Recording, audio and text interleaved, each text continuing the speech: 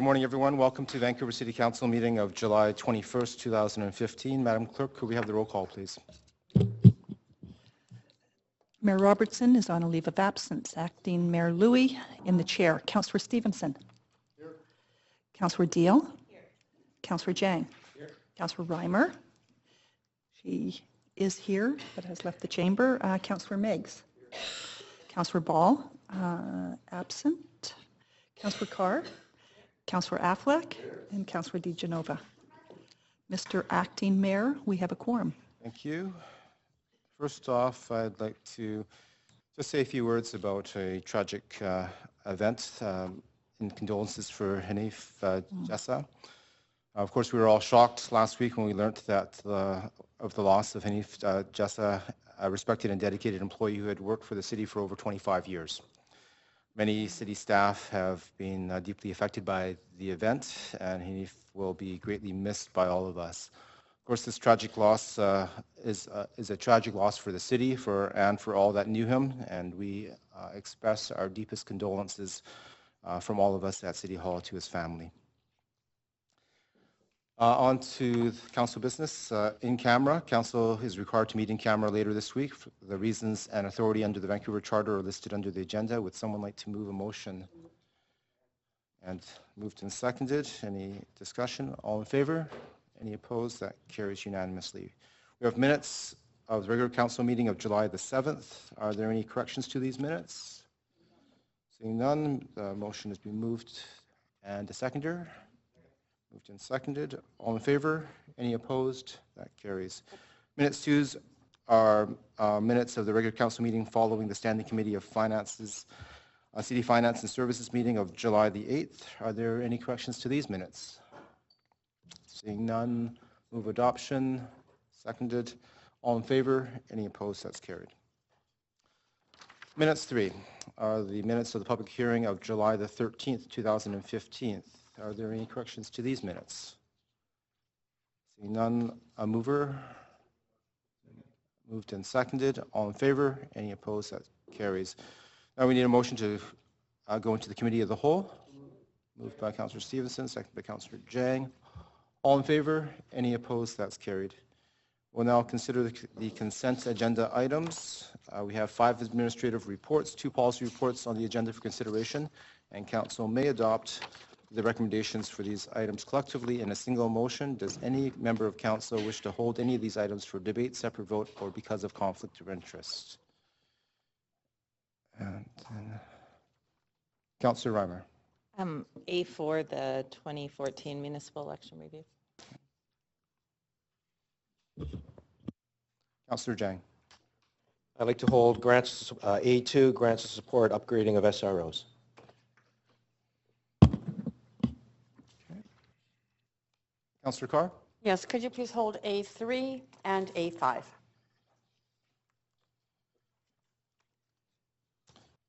All right, thank you.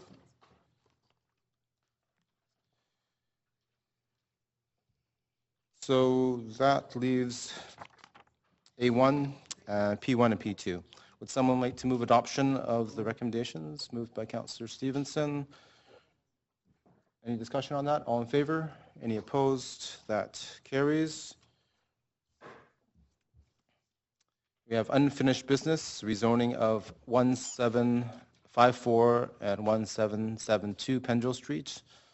This is a public hearing on July the 13th, 2015, and this is to conclude the hearing the matter for the rezoning of 1754 to 1772 Pendrell Street, and we have, as council referred, discussion and decision to this meeting.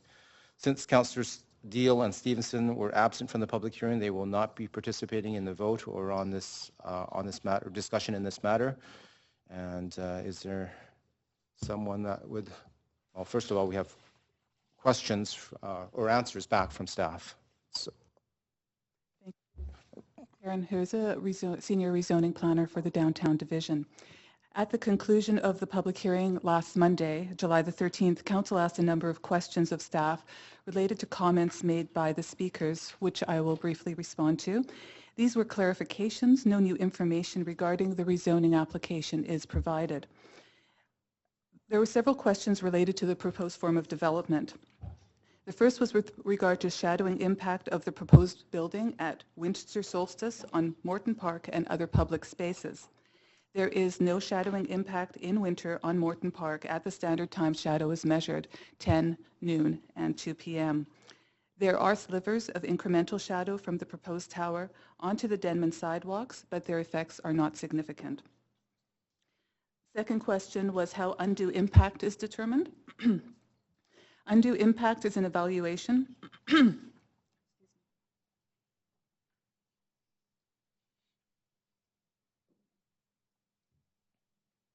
early.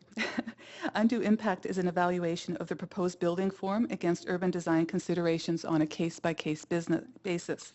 The policy framework in this area anticipates tower forms within the context of this site. In considering tower placement, the intent is to minimize any potential impacts. Third, a speaker at the public hearing suggested that 75% of the units in 1725 Pendrell would have their views impacted by this development. Review of the approved floor plans for the building indicates that the number of units with a view toward and over the subject site from their primary living room is 28 of a total of 104 units. This is 27%. There was also a question about concerns raised in an email regarding the Urban Design Panel's review of this application on April 8th, 2015. Based on the published agenda for the meeting, the panel held a 15-minute business meeting of the members at the beginning of the session, which involved no discussion of the rezoning application. This was followed by the public portion of the meeting, including application review. This was the third review of this rezoning application by the panel. While the previous submission did not receive support, the panel did support the current proposal, noting that a single tower scheme with no podium was a better urban design response, and that many other aspects of the building and site design, including the ground level open space and public realm interface, were handled very well. There's a question of whether public art contribution is a bylaw requirement and non-negotiable, or if funds could be redirected towards increasing affordability for tenants not eligible for below-market housing units. Rezoning applications proposing over 100,000 square feet of floor area are subject to the public art policy for rezoning development. Though not a bylaw requirement, the policy is approved by Council and has been consistently applied to all applicable rezoning applications. The only exception to this policy are social housing projects. There was a question regarding traffic, namely whether the majority of traffic at rush hour is local or through traffic. Data collected as part of the West End community planning process showed that only 25% of the traffic on Denman during peak periods were vehicles registered to West End residents. This information is considered current and indicates that the bulk of the traffic either travels through the area or can be attributed to visitors of the area. There was a question about the existence of an underground stream through the site and whether that would have any implications on building height. VanMap's old stream layer does not show a historic stream on this site. The closest possibility of a historic stream is 1 to 2 blocks west of the site. The limitation on height is not related to soil conditions, but it is a zoning provision for this particular location. There's also a question about the management of construction impacts, namely the tools and regulations used to mitigate noise and disruption related to demolition and construction. Currently, within the city's regulatory framework, applicants are required to submit a traffic management plan just prior to construction. This is to manage the use of street activities such as deliveries and concrete pours to improve safety and to minimize traffic delays. Further, all construction projects on or next to Vancouver streets, sidewalks, and lanes are required to design, apply, install, and maintain traffic control through work zones. It should also be noted that the noise control bylaw specifies the hours and days when construction-related noise can be made. These measures would all apply to any construction taking place in the West End. Lastly, in response to speaker at the public hearing, who stated his perception that crime rate is going up in the West End, Council asked staff to verify VanMap statistics, which indicate crime rate is going down in the West End. Staff can confirm that the statistics available on the public VanMap are accurate as of March 2014 and come from the Vancouver Police Department's crime analysis section. In addition, there have been a number of studies undertaken in high-density areas that show increased density does not equate to an increase in crime. To conclude the answers to the questions, I'm going to pass this on to Brian Jackson. Thank you. Mr. Jackson. Thank you. Members of Council, we have been working with the applicant since the public hearing on the tenant relocation package, the last of the questions that was asked by Council. I believe that with a little bit more time that we can amend the tenant relocation package in a way that it improves it. And therefore, I respectfully ask that the consideration of this matter be referred to the next regularly scheduled meeting of Council in September. Okay. Thank you, Mr. Jackson. Councillor Jang. Well, thank you very much, Mr. Chair. That's interesting. I think that well, one of the main things that came out of the public hearing was the fact that there were a number of tenants who were quite concerned about their housing and that there were people who fell between the gaps. And I know that our staff, we were told our staff were working on this, and given that there's still more work to be done, and I think that we want to make sure there's the best outcomes for everyone, in particular the people currently renting there, I would be happy to move referral to the next council meeting to give our staff that time. It's been moved.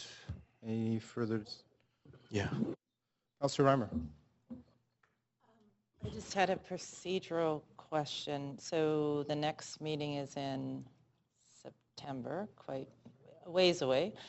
We have had at least one of the tenants try to contact us since the public hearing closed, and I would like some direction if more tenants try and contact us. How I don't want to compromise the integrity of the process because it is a long period to be avoiding a number of people or figuring out how we redirect them to an appropriate place. Through the acting mayor to Councillor Reimer, it is important that you not respond to the inquiries directly, that you refer them, I would suggest, to Mukhtar Latif for response, because the Chief Housing Officer will be working on the tenant relocation package, and we can provide that information to the people who have requested that information. Okay, thank you very much. Thank you. See no further discussion. Move to the vote. All in favor of referral? Any opposed? That carries unanimously. Okay. Next, we have the held items. When all consider the items held for debate or separate vote or because of conflict of interest. And first off, we have grants to support upgrading of SROs. Madam Clerk.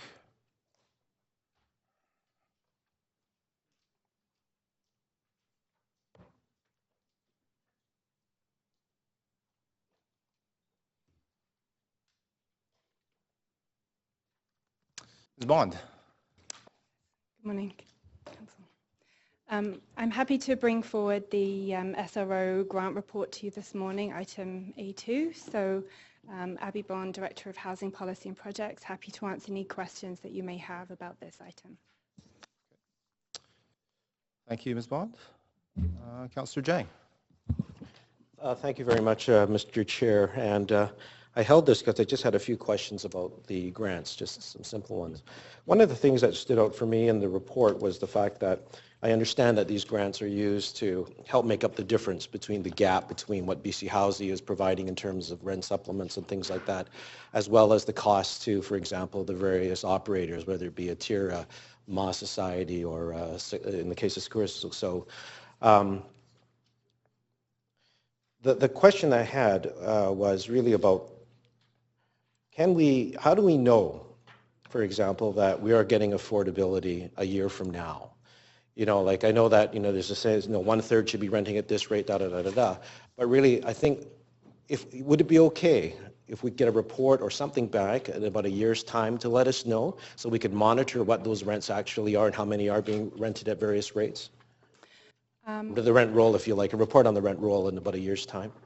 Yes, Council. You'll note that in recommendation A and B, there are sub-portions of those recommendations that talk about maximising the affordability in all of the rooms. And they also give the Director of Legal Services and the Chief Housing Officer additional terms and conditions that they can apply to the housing agreement. And so if Council wants to see a report back using the rent roll information and the tenant contribution towards rent, then that's our way to collect that information, and we can report that back to Council. Oh, that would be great. I'd just like to be able to keep track. You know, I'm a data nerd, and that's what I do for a living in my other life. The other question was around Sakura. So what happened with BC Housing? Did they max out their grant and not giving any more, or what was the cause of that one? For Lookout, they really don't have operating subsidies in that building, and the work to that building is actually nearly complete now. And so the tenants are returning to that building, or in the process of returning to that building on the rents that they were paying originally. Around 70% of the tenants are paying no more than $375 on rent. But Lookout have indicated to us that because they're uncertain about the future, and they're operating in an environment where their operating funds are very constrained, they need some more flexibility in our housing agreement. Obviously, it's their mandate to maximize and pursue affordability, but should that not be possible in the future, they need some flexibility to either increase rents in line with the Residential Tenancy Act, or through attrition of tenants moving out to change the rent structure in that building. And so that's what we brought. Okay, so these grants really are going towards affordability, whether it be in terms of the Ma Association, they have to pay for these renovations. If they don't get the grant, then they're going to have to raise rents and people will be turfed, essentially. Or they're going to be so unaffordable for them they can't manage. It's definitely ensuring a level of affordability is secured in the building, but also importantly that livability and the conditions in the building are improved and maintained. These are, as you know, very old buildings, and many of the nonprofits are really struggling because of that lack of operating capital subsidies. They're looking now for really innovative ways to, reinvest in their buildings. And this source of funds, these grants, are an important source of funds. Okay, great. Thank you very much. And that's my questions. When time comes, I like to move the motion. Councillor Carr.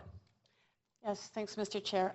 Thanks so much for the report. My questions are really along the same kinds of lines as Councillor Jang.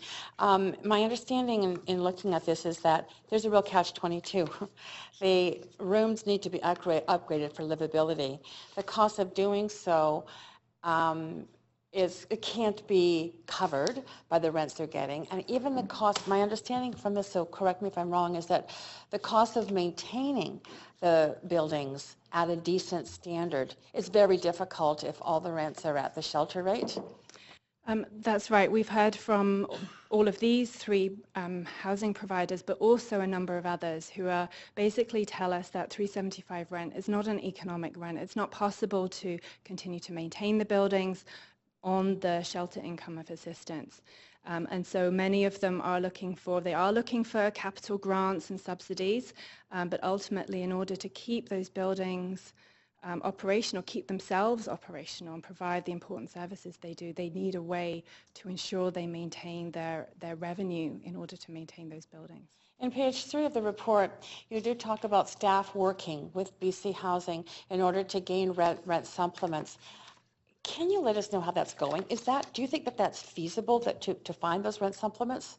It's part of ongoing discussions, both staff and my team in housing policy and projects, and also through the Carnegie outreach team, which is where, if you like, the rent supplements are matched with the tenants. We liaise very closely with them, and we've had indications that BC Housing are keen to match their rent supplements where they're available to newly improved buildings, that they want to, if you like, optimize the situation for tenants. So they want to make sure that those supplements are focused very much on buildings that have had new investment and where owners are interested in doing that. So it becomes a matching between vacancies, between providers and buildings, and with our outreach staff and our own staff as well. So it's part of an ongoing discussion. Okay. And so apropos of Councillor Jang's point, in your discussions with BC Housing, is it mostly focused on rent supplements, or are you also in discussion around operating subsidies ongoing with like the whole management of the building? It's really both. Obviously, we're talking to them about the gaps that we see in the ability for people to maintain for nonprofits to maintain their buildings. And we're interested in those gaps being filled. Now, what we have really talked to BC Housing about is either operating subsidy or a capital grant. As you can see, they are putting capital money into the Mars Society building. But also rent supplements are currently top of mind for them in the way that they're supplementing people's income in this area. And obviously, we also talk to them about increasing the welfare rate as well. Okay, good. And operating subsidies Yes. beyond capital Yes. accounts. There's sort of 4 categories. And my final question is that we are losing affordability on the face of it when we move from 100% of a building in the case of, I can't remember which one it was, the 100% Secor, that's right, to a third of the rooms being at the shelter rate. But my understanding in reading this report is that there's an ongoing effort to keep the rents, even if they are not at the 375, to as deeply subsidize the level as possible. Perhaps, can you speak to that? I mean, I'm seeing figures like 400 or, very close to 375. Is that really the ongoing goal of these societies that and that we're supporting here? Yes, the 1/3 at the shelter assistance rate is really the minimum amount, and that's the amount that's secured in the housing agreement. Any further changes to that must come back to council. Right. But the reality for all 3 buildings is that the nonprofits have indicated that they're going to be either maintaining the rents in the building at their current rates initially, or bringing people back on the rents that they're paying. And that range of rents is far more heavily subsidized than the 1/3 at shelter. The Sakura So, for example, those tenants are coming back, and there's around 70% of those tenants who are paying in the around 375.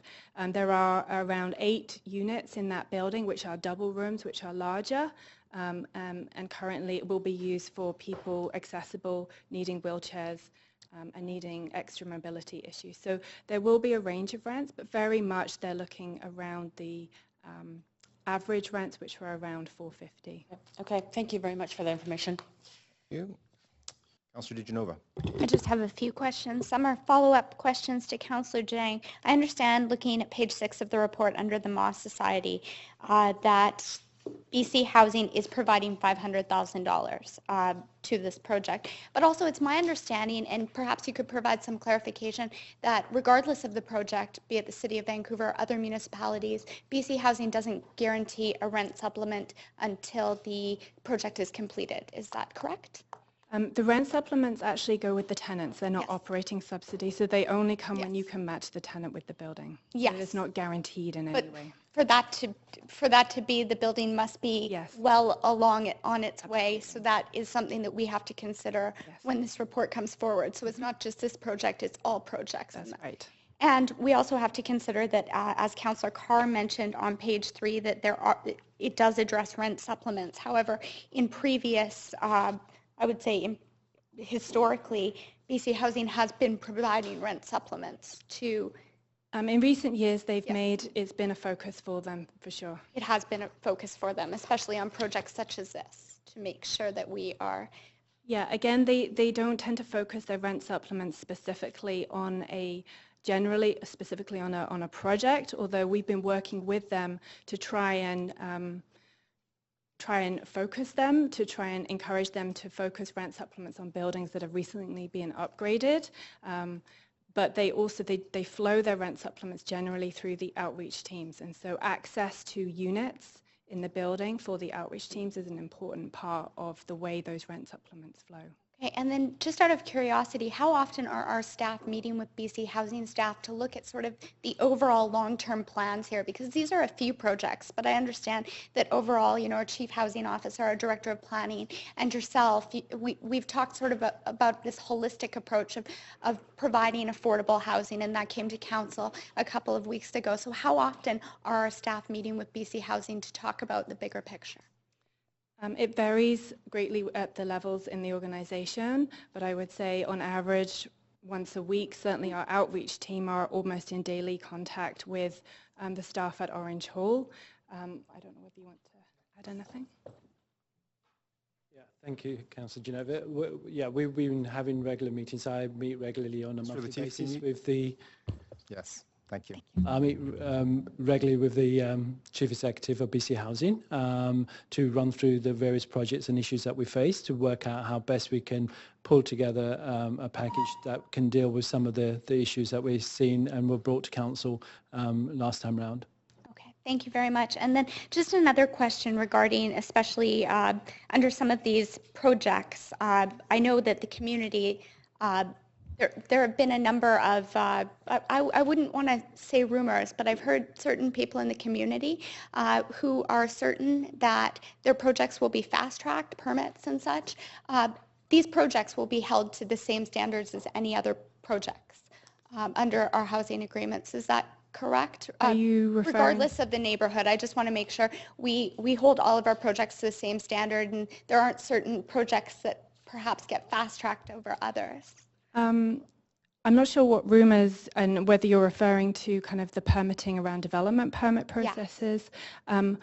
Obviously, we're very keen to support projects that are delivering affordability, and so many times priority will be given to supportive and social housing projects in the permitting process, but there aren't specific we're not specifically going to float these particular projects to the top of the queue, but we do make sure that projects that are delivering against our affordability targets get the attention of staff that they need. Yes, but we wouldn't be selecting one neighborhood over another. Absolutely. I just wanted to clarify that. Thank you so much. Madam City Manager.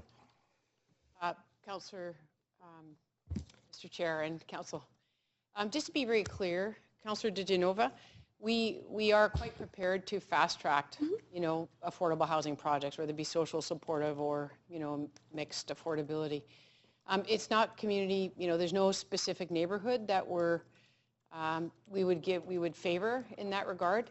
Although I would just say that the downtown east side obviously has a major need for us to find solutions and put them on the road as quickly as we can, given, you know, the fact that we have a lot of very vulnerable people who are without any housing in that particular area of the city. So we do fast track. We've actually done a lot of work to try and really streamline our approach to affordable housing as a priority for the city at the direction of council.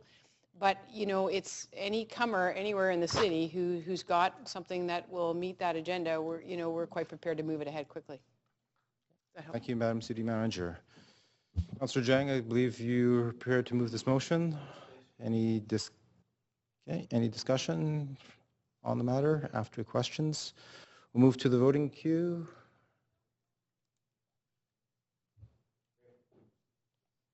Hold on. Apparently there is Councillor Carr. You need to press your button a little earlier.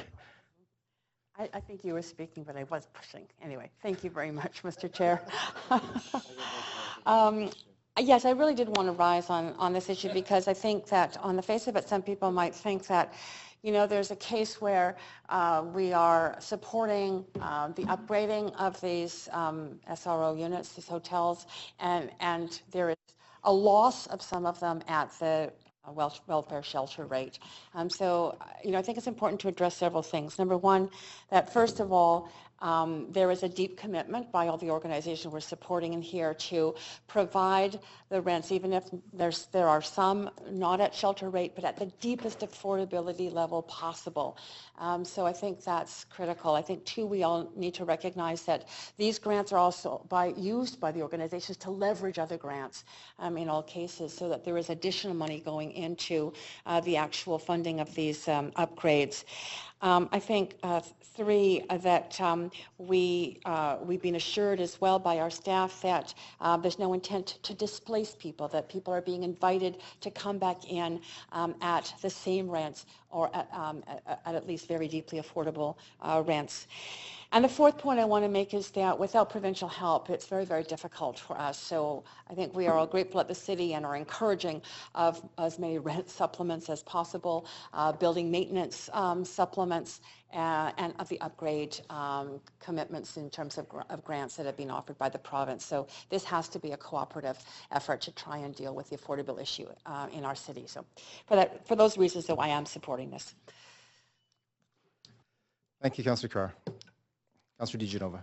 I just wanted to take a moment to thank staff and also to say that it's very encouraging to me to see that we're working so closely with our partners, meeting with them so often. So thank you very much for your work on this. I know that and I'll echo some of Councillor Carr's comments, that it's important to find that affordability the deepest we can. If it's not at that core need of $375 a month, how can we work with these organizations and with our partners at the provincial government to make sure that we aren't, providing I would say not even just promises, but the tenant relocation here to me seems very clearly outlined that we're going to make sure that no one falls through the cracks, and that's very encouraging. So I'd just like to thank and commend our staff for their work on all of this. Thank you. Thank you. Councillor Jang, just before you give some closing comments, maybe just add a few words of my own, seeing there's no one else on the queue so far.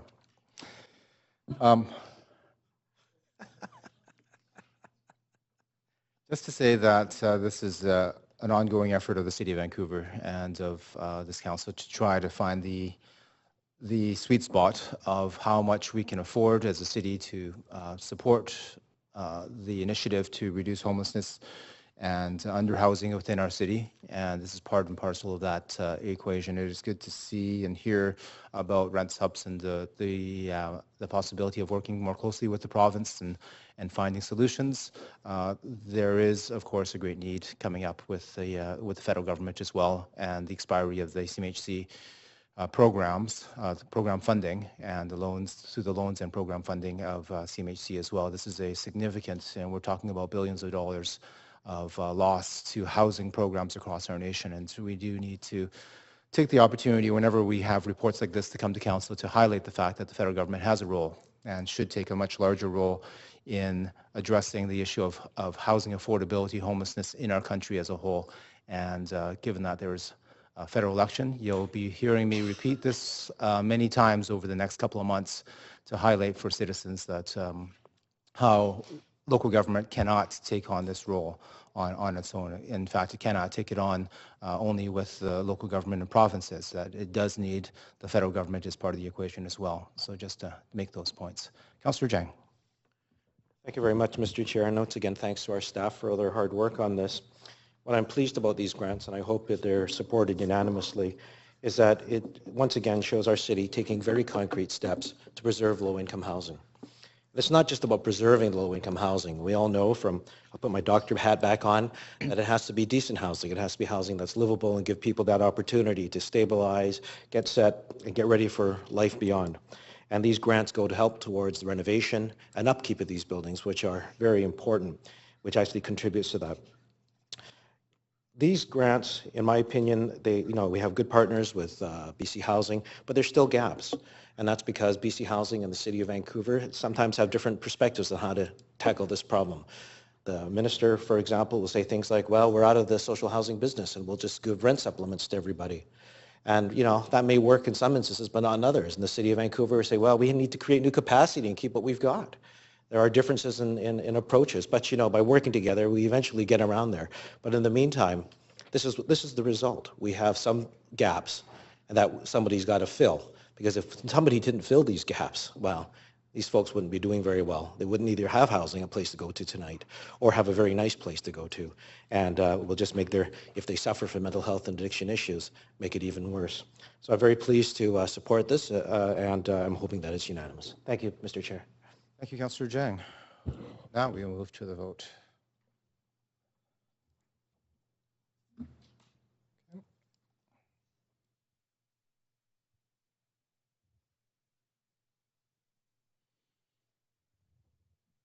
I think everybody has voted, and the vote.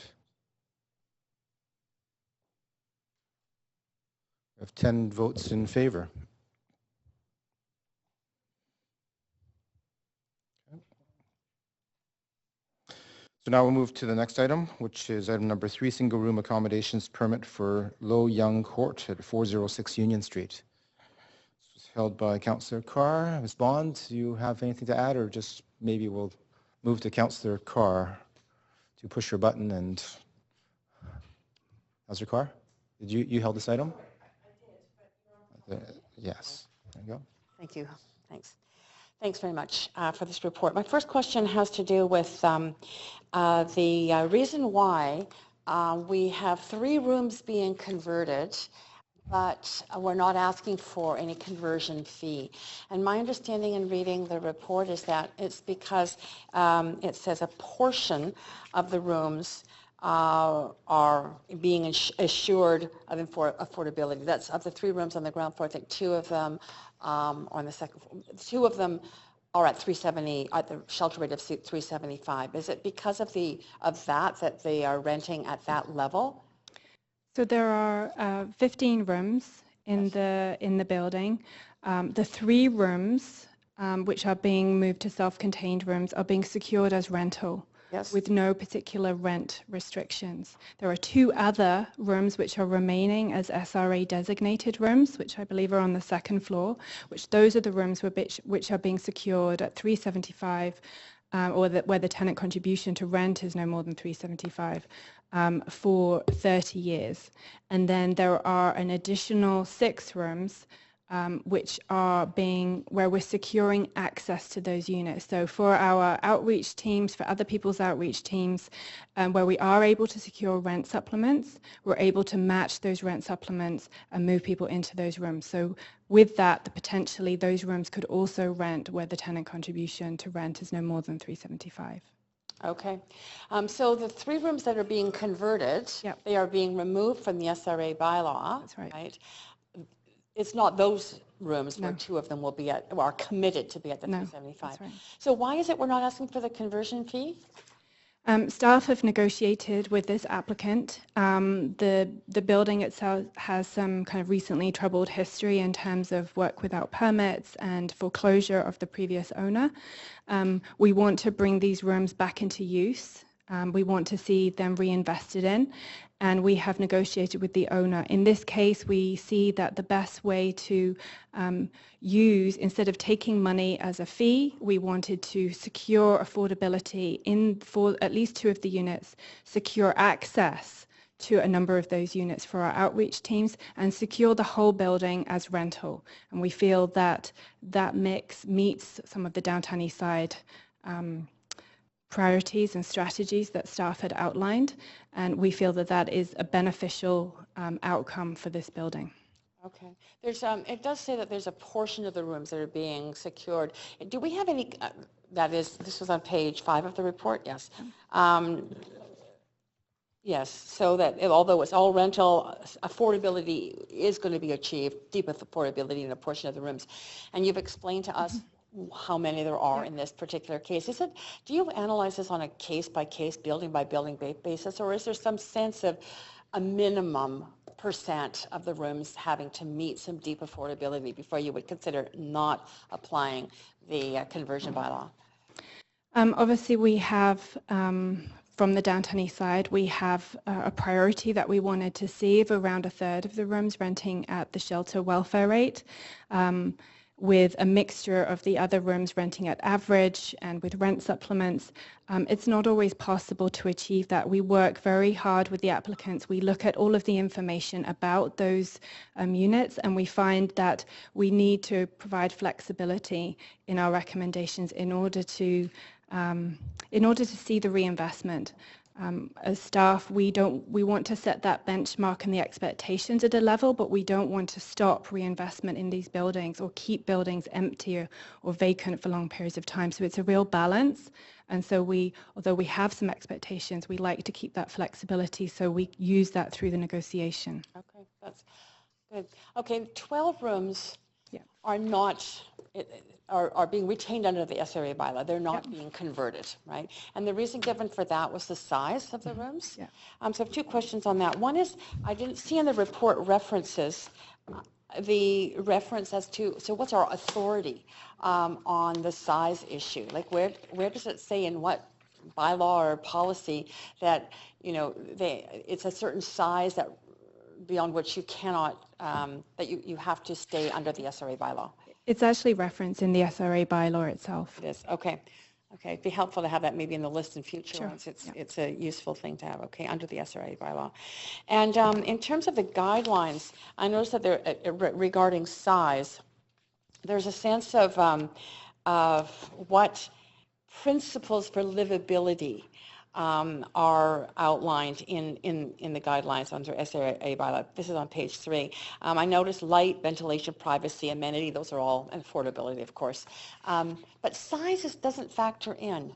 And so I'm wondering if it just doesn't factor in, if we don't consider size an issue of livability. And the reason I raise it is I remember at the discussions during the Downtown Eastside Plan, some people coming and expressing concerns around the small size and how not livable that is. Size is very much a consideration, but the SRA bylaw is about protecting the existing stock. Many of those buildings are old buildings. The footprints of those buildings were set back in the 1900s when they were built. They are very small rooms, and so our policy is to replace them with self-contained social housing because they are an outdated form of housing. They don't have kitchens and bathrooms, and many of them are very small, too small. However, our policy is about replacement.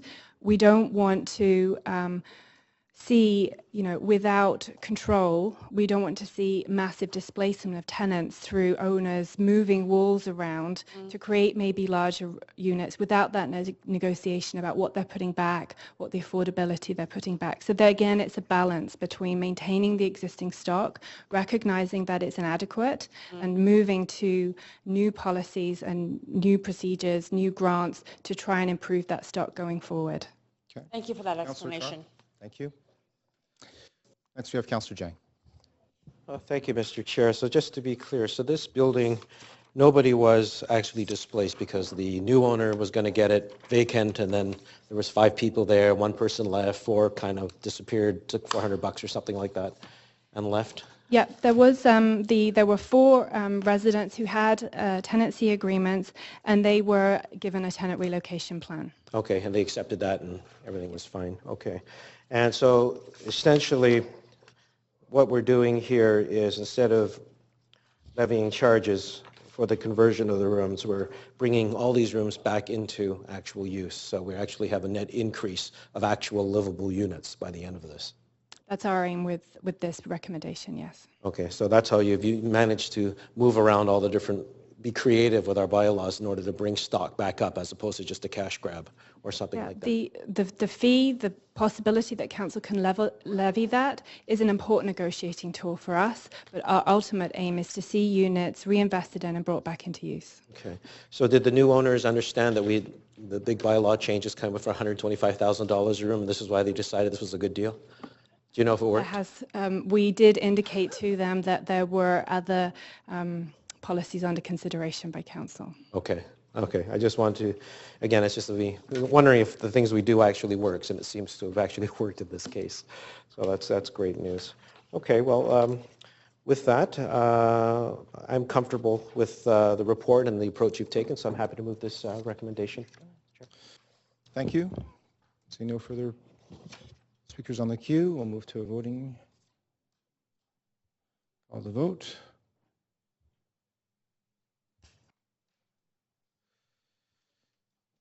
Councillor Ball, Councillor Stevenson. We have 10 votes in. All in favor. Thank you very much. Next, we have item number 4, which was held by Councillor Reimer, 2014 Municipal Election Review. Councillor Reimer. I will save my thanks to staff for the motion at the end, but did have some questions related to the content. Turnout. We have been pushing to increase voter turnout for quite some time. Between 2011 and this election, the report notes that it grew by about 25%, which is, I could not find another example in a Western democracy of that happening outside of very contentious referendum campaigns. But I was more interested in between 2008 and 2011, there was also a leap. So over the total period, it increased 40% from 2008 to 2014. So for me, that would indicate you can draw some lines. I know the report says you can't draw a line between one action to increase turnout and the increased turnout. But there were things that we did differently between 2011 and 2014 that didn't happen between 2008 and 2011. So can you speak to some of those, what was new we did more advanced voting 2008 to 2011, but there were new things after 2011 for the 2014 election. Thank you, Councillor, for asking that question. When we set out to plan the election for 2014, our main goal was to remove as many barriers as possible. The goal on my end as Chief Election Officer is to get as many people out to vote as possible. And how they vote is not my concern. It's just to get them out to vote. And so we started to look seriously at the barriers, and so we looked at trying to make voting as convenient and as easy as possible. We wanted to increase voting opportunities. We wanted to enhance access to voting. We wanted to engage voters so that the election, basically make the election information available, easily available to them. And we also, of course, wanted to strengthen the delivery of the election. So with respect to making voting convenient and easy for voters, one of the things that we did, and we started to do this in 2011, is we looked at the advances in technology and looked at the use of an electronic voters list and being able to electronically strike people off in one location and have that reflected across the municipality. So with that technology that we had tested during the advanced voting period in 2011, and other municipalities that also were also using it. So we were confident and comfortable with the advances in that technology. We thought, okay, we are going to remove the barriers of requiring that a person vote based on their location, their place of residence. So that was one of the big things that we did. We wanted to, and to make that voting as easy and as convenient as possible. So with the advances in technology, we were able to allow an individual, no matter where they lived in the city, to go to whatever voting location was accessible. As it's a Saturday and it's it's getting close to Christmas, and so people are out there doing things. And so we felt that, okay, that was, and we had heard that actually in 2011 and 2008. We did receive complaints from people that, if only they could vote where it was convenient. So we listened to that. Increase in terms of voting, increasing voting opportunities.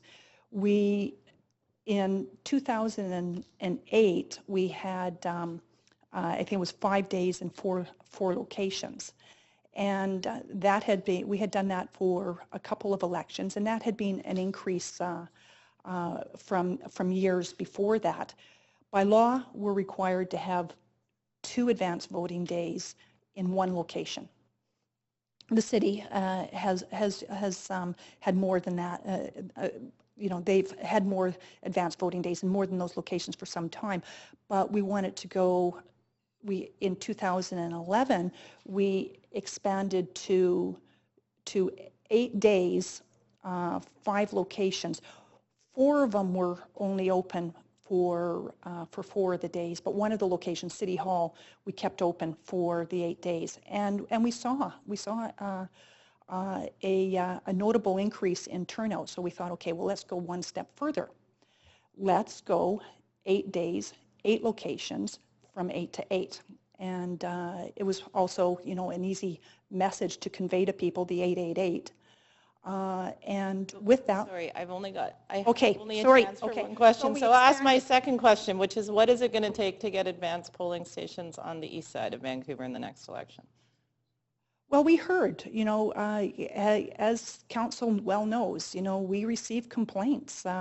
There were concerns expressed by both individuals, and some of them were electoral organizations, some of them were candidates, but we got the message. And what we're doing is we've already started. is like, and it starts, part of it's with this report, is pulling all that information together. And so we'll be looking at more seriously at the advanced voting locations. It takes time to, you just don't put an advanced voting location, you just don't do it in over, a few days or even a month. It takes a lot of time. Well, first, there needs certain features, but it also is a big imposition on the facility that we're using, as we take up a lot of space. So we will be looking at ways that we can expand and looking at areas where we receive the complaints.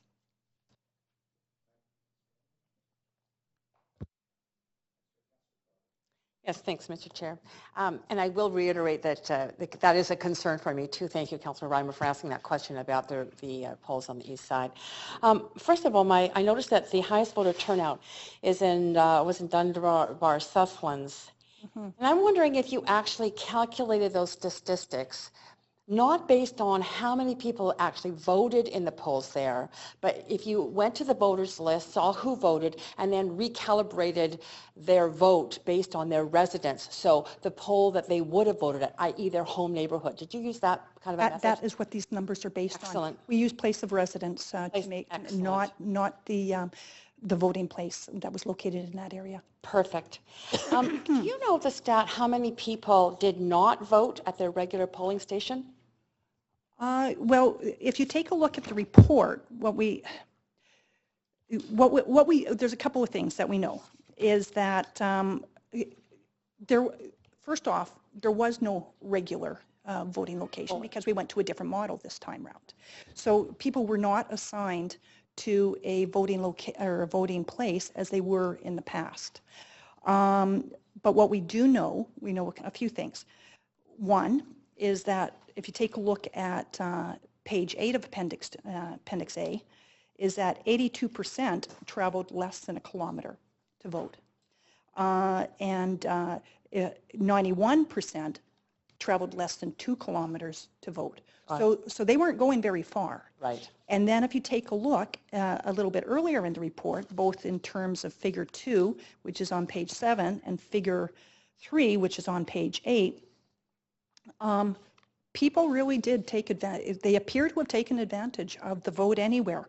If you take a look at, we showed the 2011 volumes and we showed the 2014 volumes. And just using Kitsilano as an example, is that, Kitsilano, it had, I can't tell by looking at this particular, I have it elsewhere, but they were about 1,200 people went to Kitsilano Community Center in 2011, and it was just shy of 2,500 in 2014.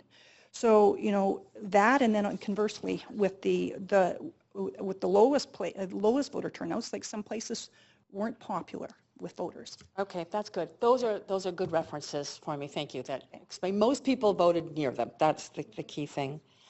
Page 27 of that Appendix A, there is a statement, 27, yes, page 27. There's something called Plan Your Vote.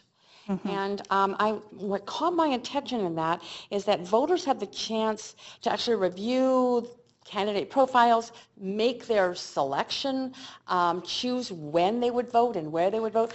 And that's on our website, I gather.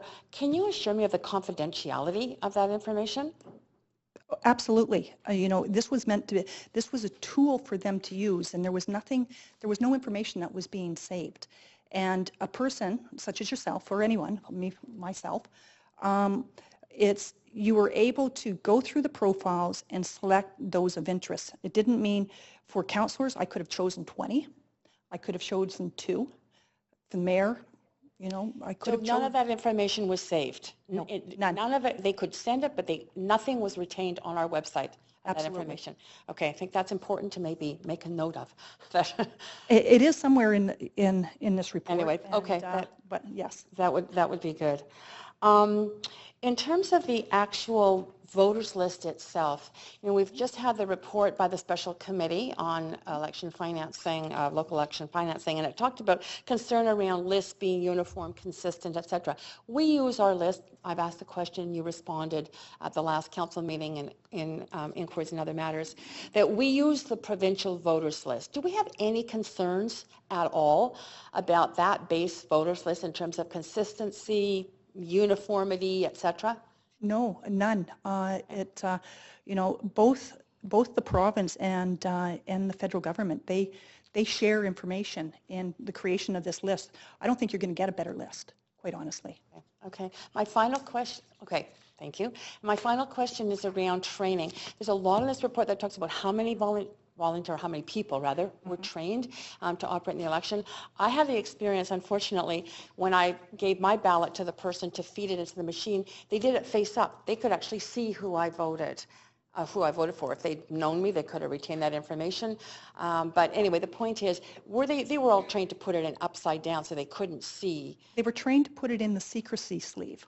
Oh, well, that didn't happen. Yeah. And, you know, when you're training that many people, yeah, for ultimately, you know, the bulk of them work one day, you're bound to make mistakes. But in terms of the complaints that I received, there were very few. I think it was it was 3 or something. Let me see, with the secrecy sleeves. Yeah, with between 1 and 3. And so, you know, with that many ballots, like almost 182,000 ballots, you know, the odd things aren't going to go properly. They may have had, I can't speak to the specifics of that. Okay, that's great. Thank you very much. Councillor Affleck. Thank you, Mr. Chair. And thank you for the report. As it states, it's the most comprehensive ever done, which you probably hate me because it came from my motion. So I apologize to you for giving me more work to do. But we do, I think, appreciate it. And I think keeps me employed. Very helpful report. And there is a certain positive tone, and given that we heard after the election that there's a lot of negativity on some of the issues, and some of them came up today, but one of the things that a lot of the negativity perhaps came through social media and the media in general, and the report doesn't get into that. We talk a lot about social media when we need to talk about how positive it is, but we don't necessarily talk about it in reports in general. Is that something, when it's negative, is that something that you look at as far as, besides people contacting 311, do we analyze the media coverage or the overall tone of the community in any capacity in the city to provide some clarity on that? Well, communications and our digital people, yes, they follow, and they follow those things. I don't personally, right. But you know, they're providing feedback or input to me, and it was the messaging that we saw happening out there. It would actually assist us in you know, if we were hearing information that, you know, perhaps something's not clear, it would allow us to change things. Either one, get a message out through social media, or two, or even is modify our web content if it appeared that something wasn't clear. Okay. So yeah, we you know, we were following along. Me, not personally. Right. It might be helpful to have some analysis of the positive and negative tones. I think there's a perception that the report, I don't think necessarily, it touches on a little bit, but it doesn't really get to the sense of the fact there was more negativity. Anyways, I don't want to dwell on it. I appreciate the comment. Thanks. Yeah. And the other issue, 311, in an election campaign, do we staff up 311 to manage the increased volume, and what increase? Because you call 311, sometimes you get a machine and you leave a message, or you don't leave a message. We work very closely with 311 as we're leading up. So we're feeding them the messaging, just as we would with any particular program or event that happens within the city. Do we staff up, or percentage-wise? You know, I don't manage that in particular. I can see the city manager has a few words to say. Madam City Manager. Thanks, Mr. Chair. So, Councillor Affleck, I think 311 didn't particularly staff up during the election. We do sometimes staff up depending upon what initiative is rolling out and what we think the demand will be, and we do retain the ability to flex staff. We have a fair amount of resilience with 311 to have people come on stream from home to help staff up. And I don't think we ever felt that there was any need for that in terms of wait times. Okay, thank you. It might be helpful to look at that next election. I think that given the volume that potentially people in general want to get information from the city, I would think that during an election, that week of an election, that must be one of the highest periods of time for people who want to interact with the city. The one issue that you touch on in the report is regarding ID issues that came up quite a lot in the media. You talk about that that's the rule with the charter is that you don't have to show ID. Right. Provincially, though, we do have, when you vote in a provincial election, there is a requirement to show some ID. There is avenues when you don't have ID to follow those procedures. I'm wondering why, given that we heard a lot of negative comments regarding concern on identification, and the fact that we don't request it, if we've ever looked at following the provincial government's procedures for when you go to the polls with your voting card, but also showing one piece of ID. And I know there are other communities, like New Westminster, for example, did require to show your ID, one piece of ID with your voting card. Is that something we've ever looked at? And we've looked at it, but the reality is that it's both laid out in the Vancouver Charter and the Local Government Act. So in fact, asking for identification if a person is on the voters list contravenes the provincial legislation. Okay. So thank you. Yeah, I think the report sort of states that, but I think that it's something we'd have to change, obviously. And that would be, that would be the prerogative of the province. We can, it's something that we can request, but in the end, it's up to the province. And our experience has been is that if it's just for Vancouver, there's very little appetite. I don't know about that. It would have to be other municipalities also wanting it. Okay, last question, just because I'm running out of time. Overvotes, you touched on it, and I apologize to sort of rush you along there, but okay. There are 5 minutes. 593 ballots that counted as an overvote. Do we know which polls those overvotes happened at? I don't remember if that was in the last report. Do we know where those are they destroyed now? We don't know, or? We didn't report out on which polls, and we don't have that information. We don't know if it's one of the polls that might have been rushed. Dr. Affleck, that is your time. That was your last question. Councillor DeJova. Thank you very much. I just have a few questions, and the first question is here on page 9 in Appendix A. It talks about presiding election officers saying that the atmosphere was overall positive. How do we measure a positive atmosphere? What would we consider a positive atmosphere? We were throughout the day. We were in regular contact with the presiding election officials, and so on the basis of what they're saying, they're out talking. Like in this situation, they were doing a couple of things. They were redirecting people to other polls and such if there was a lineup. So letting them know, hey, the place down the street isn't busy. You can go there. It's and just talking to people to kind of get a feeling for the mood. And so it was on their reports, like in talking to these people, that they were coming back and saying, well, you know what, the mood was very positive. Granted, there's always going to be people that if there's 2 people in the lineup, that's 2 people too many. But we were doing everything possible to keep the situation positive. I had reports of even some of the staff, the younger, and it was great as we had some younger individuals working. We lowered the age to 15 for some of the election officials, and we had individuals that were even trying to entertain people, and it was and they were quite successful in doing it. They were just natural show people. So there was no.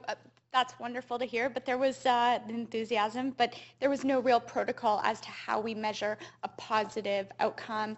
It wouldn't have been wait times. It was just the overall feel of the atmosphere. Overall feeling. We didn't do exit surveys, and it would be that sort of information that would provide us. As other than that, the only way that you can determine the mood is by talking to people and kind of like feeling the air. Great, thank you. And then on page 29 of Appendix A, it addresses the issue that we faced at some of the polls where after 8 p.m. there was a ballot shortage. And I'm just wondering, I just didn't see any information as to the average wait time of individuals who had to wait for the ballots to arrive. And do we know how many individuals actually left and did not vote because they were told that there were not enough ballots? There were 5 locations. The places, the amount of time that a voting place was extended, there were 5 that were extended, and they were extended by the amount of time it was estimated that they were without ballots. So Hastings was without ballots the longest, and so it was extended for the longest period. Some of the others were like 15 minutes. So, you know, we basically rounded up. So if we had heard 10 minutes, we kind of, okay, just to be safe, let's do 15 minutes. And is there any data that was collected on how many people were told we're out of ballots, you can vote, you have to wait, but they left? No, we don't have, again, you know, there's no way to measure that, but what we did do is we worked with the people in the lineup saying that, okay, either one, you can wait, but these 3, 4 locations are close by, you can go to them. The fact of the matter is, and it was quite interesting, is that many people opted to wait. They didn't leave, which is surprising. Again, it's anecdotal, but it's with the I had several reports, you know, at those locations that, you know, this is what they were experiencing, is that people wanted to stick around. For whatever reason, with this election, perhaps it was the weather, I don't know, maybe it was the excitement of people, democracy in action, is that people were in a festive mood. That's great to hear. Another quick question that I have, similar to Councillor Carr, I had an experience when I went to vote myself, and actually my ballot was dropped out of the folder onto the floor for all to see. I'm sure it wasn't a surprise how I voted. But that being said, I'm just wondering sort of in learning from that as to these secrecy envelopes or these folders or training people, you know, I did feel that, you know, in a sense it wasn't a secret ballot. I also encountered a situation where when I was registering myself, a person had come back up to the desk, had told the elections officer, I've made a mistake on my ballot, and they were given a second ballot without the first ballot being taken away. So I'm just a little bit concerned about some of the protocols there, people being able to vote twice. Have we considered this? How are we dealing with this and moving forward? The only person that can, 1, take a ballot, and 2, issue a new ballot is the presiding election official. They receive extensive training for this. I can't speak to that specific example, but what I can say is that the election officials, more so than any other time before, received an abundance of training. And we trained, you know, in the past, we trained less than half of them. We trained the vast majority of, and I'm talking in classroom training.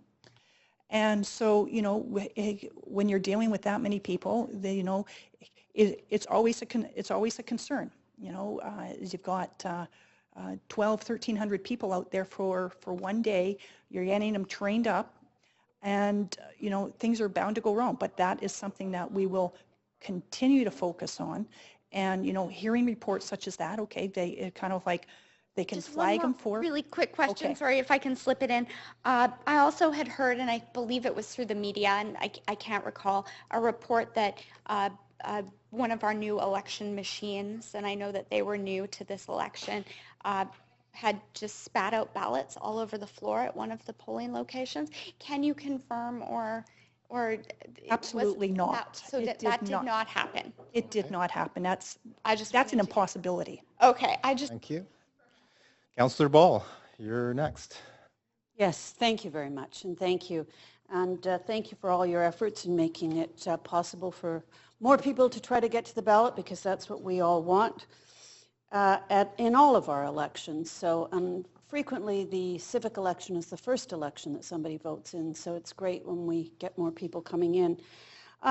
There were just a couple of things that I noticed. What people loved advance voting. They just loved being able to have that option. Is there a possibility of being able to increase that in the next election?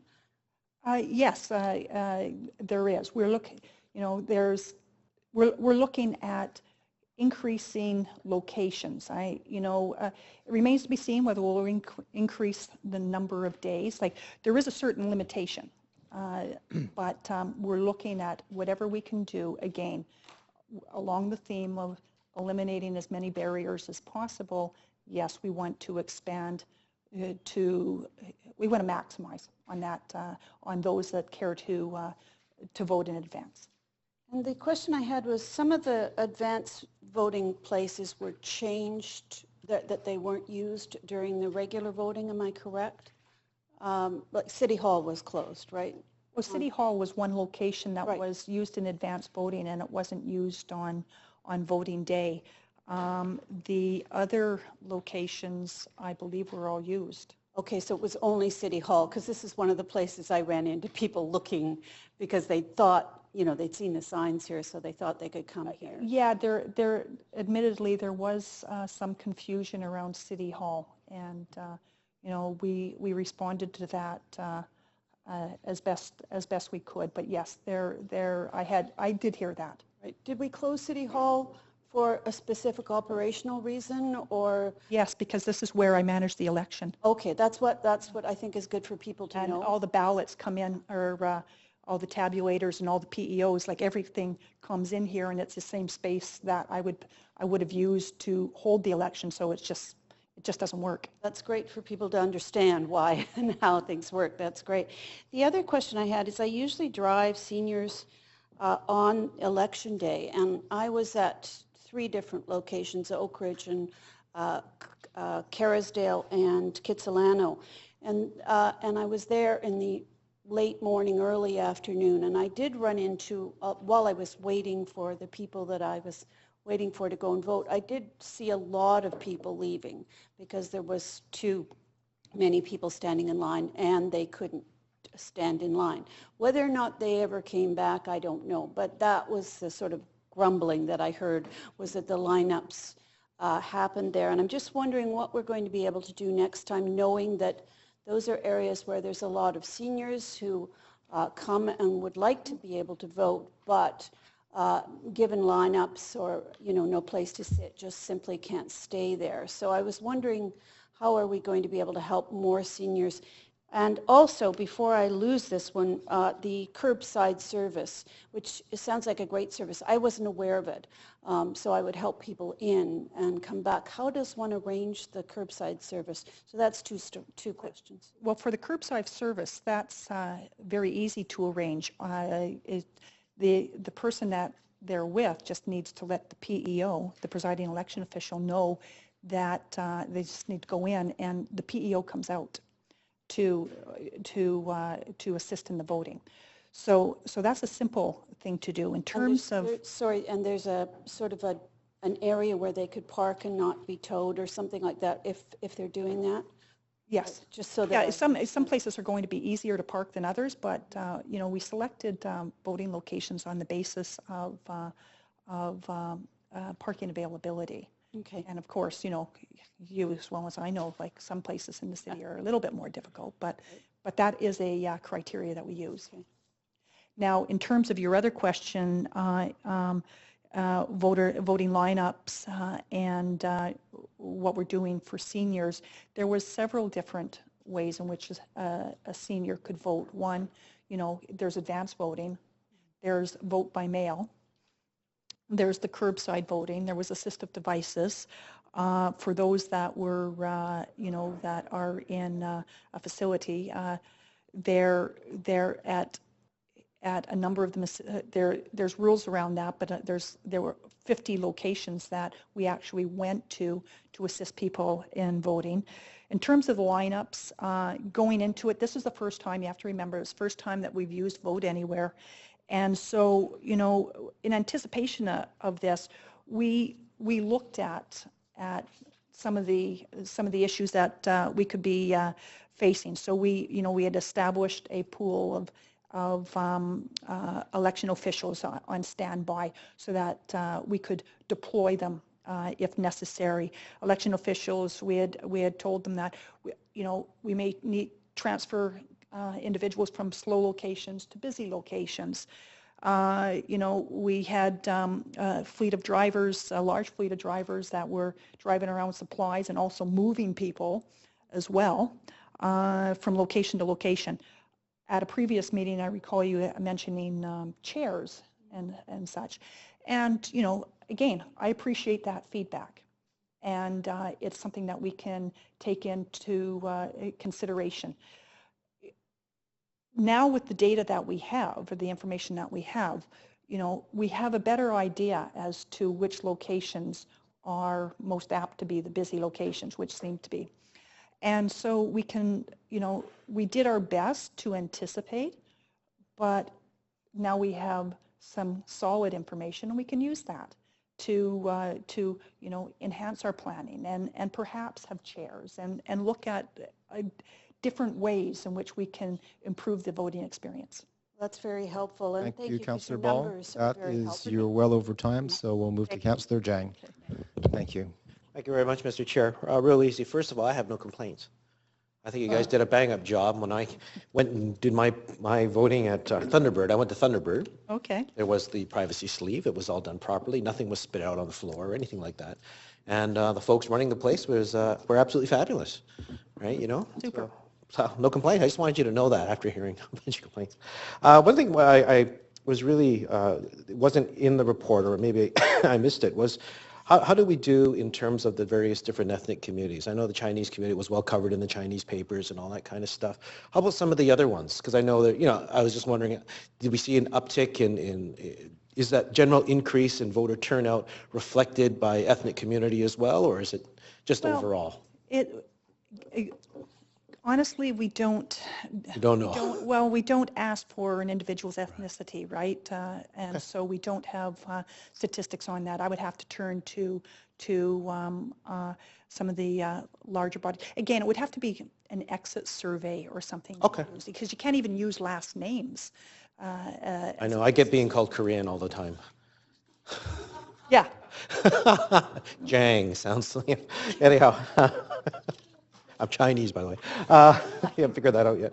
The other one, the other bit, no, I was just wondering if we actually track that kind of thing. Because I know we spend a lot of money in the different ethnic medias and all that kind of stuff. So I was just wondering if it had an impact if we... No, I honestly, I don't have... Okay, that's fine. The other thing I noticed was youth. Maybe because my kids were in high school and they were like voting age of this year, right? So they were all hepped up. And but all their friends were hepped up as well. And I don't know how many voted for me, but I usually scare them at the front door when they come in. When the boy shows up for my daughter, I slam it. But outreach to youth, I think, was kind of interesting for me to watch in this one. How youth in that band, the 18s to maybe 24s are accessing not just social media, but YouTube and all these other things. Did we throw any advertising up on YouTube saying, hey, Vancouver Voting Day? We focused, paid a lot of attention on trying to increase the voting culture amongst youth, which was one of the reasons why we lowered the age to 15 for some of the positions with, to get them working the election to help develop that culture. But we also reached out in so doing, we were reaching out to both secondary and post-secondary institutions. We were doing other forms of outreach. We were using social media, running various types of contests and such, trying to create some excitement. And I think that we did a pretty good job. There's, you can't move the dial a lot in one election, but you can kind of set. I think you did move it up. The voter has been great. I think you should take your compliments when you get them, okay? Oh, thank you. Don't apologize. I'd prefer to think that it wasn't because it didn't rain, but so thank you for that. Okay. Anyways, I think, like I said, I had absolutely no problem. I received no complaints, actually, from my area in Renfrew, Collingwood. Outside of maybe they ran out of ballots at Renfrew, but then everybody shrugged their shoulders and walked up to Renfrew School.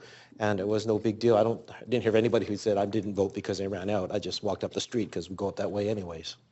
Yeah, well, you know, and if there was, just imagine what the voter turnout would have been. Yeah. Okay, thank you very much. Good job. Okay. So that concludes, well, we know we have Councillor Reimer. Those are some opportunities for some questions, and now is some opportunity, I think, for some comments.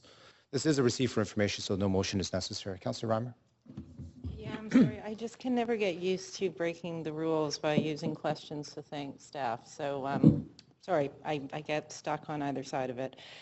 So I did want to thank staff. As noted in the report, this is the most comprehensive report we've ever had on an election, and quite similar in nature to the kinds of reports you get at the provincial and federal level, which really examine the 360 of an election, right, to really get an understanding of certainly where the problems were, which was the sole question that Councillor Affleck originally put on motion, but also to understand the context that those problems existed in and where some of the bright points were. And I think I did want to thank Councillor Affleck as well for putting that motion to only look at complaints forward, because I think had he not done that, well, had he have done that and we wouldn't have amended it, we would have only heard about 0.02% of the 1.1 million interactions that the city had with voters during the course of an election. And out of this now, I hope we have a standard practice of bringing back this kind of comprehensive report at the city. A 40% increase in voter turnout over 2 elections is, I could literally not find another example of that in a Western democracy. In fact, the numbers tend to go in the opposite direction. Notably on the youth voter turnout, the spread between youth voter turnout and Canadians of more advanced ages at the federal level is 40% difference between the youth turnout and the turnout for people 65 over. In our election, it was a 30% spread. So while our overall turnout is lower, the idea that as we're increasing it, it's increasing across age bands at the same rate is really exciting.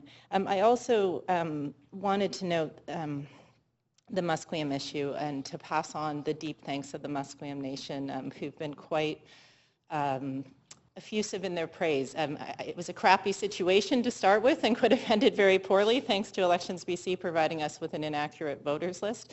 But the Musqueam were quite blown away with the response that city staff had to ensure that all their residents were enfranchised, and I wanted to make sure that staff were publicly acknowledged for that 4 or 5 days out from an election to suddenly find out a whole community is being disenfranchised from an election.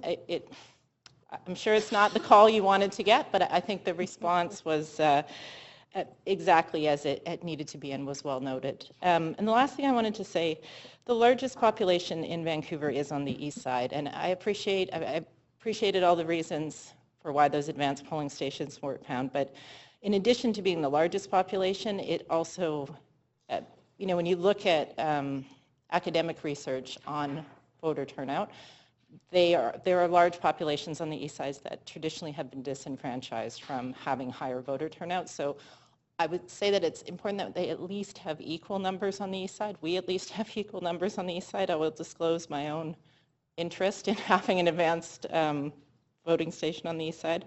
But with 4 years to go, I have confidence that that will happen, and it's encouraging to see all the gains that were made by staff through hard work over this last electoral cycle. Thank you. Thank you, Councillor Reimer. Just to add my thanks to staff. Certainly great results, I think, in overall turnout. There's a number of different reasons, but I think certainly the structural pieces that were put in place helped to make that happen. There were some hiccups, and clearly you've understood what those hiccups are as well.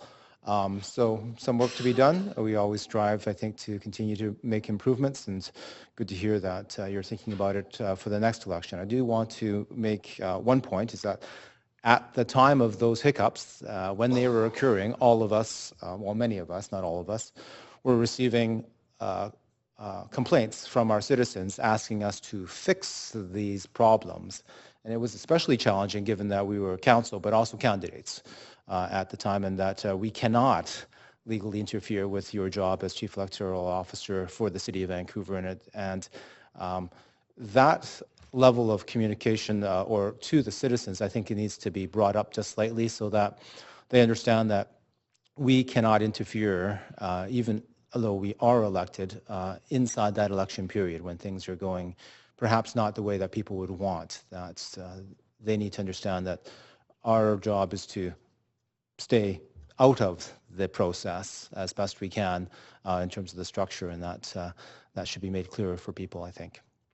I appreciate that, yes. Thank you.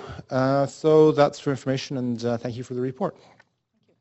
Next item is 2015 Q2 capital budget adjustments and closeouts. Councillor Carr, you had held this.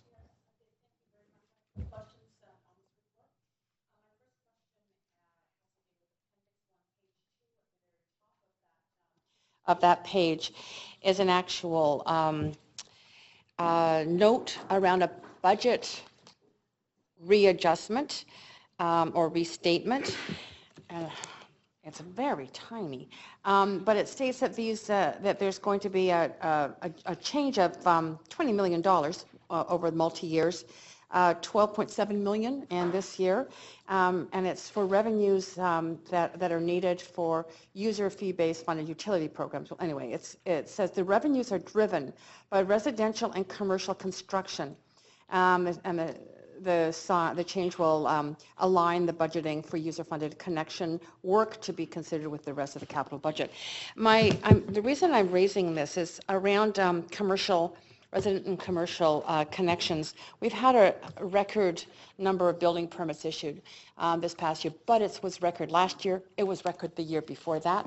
And so I'm concerned, it's a fairly sizable readjustment if we have underestimated in our capital budget planning for the not anticipating accurately the number of building permits, and if we are looking at some need for a more thorough analysis around the adequacy of our budget for costs related to building. Councillor, through the chair, this particular change is more of a one-time adjustment. In the past, for connections, because they came in through a fee, the engineering team would go ahead and do that work, match it to the fee, and it never actually made its way onto the capital plan. So as you know, over the last few years, we've tried to ensure that the capital plan is all the capital work that the city is doing.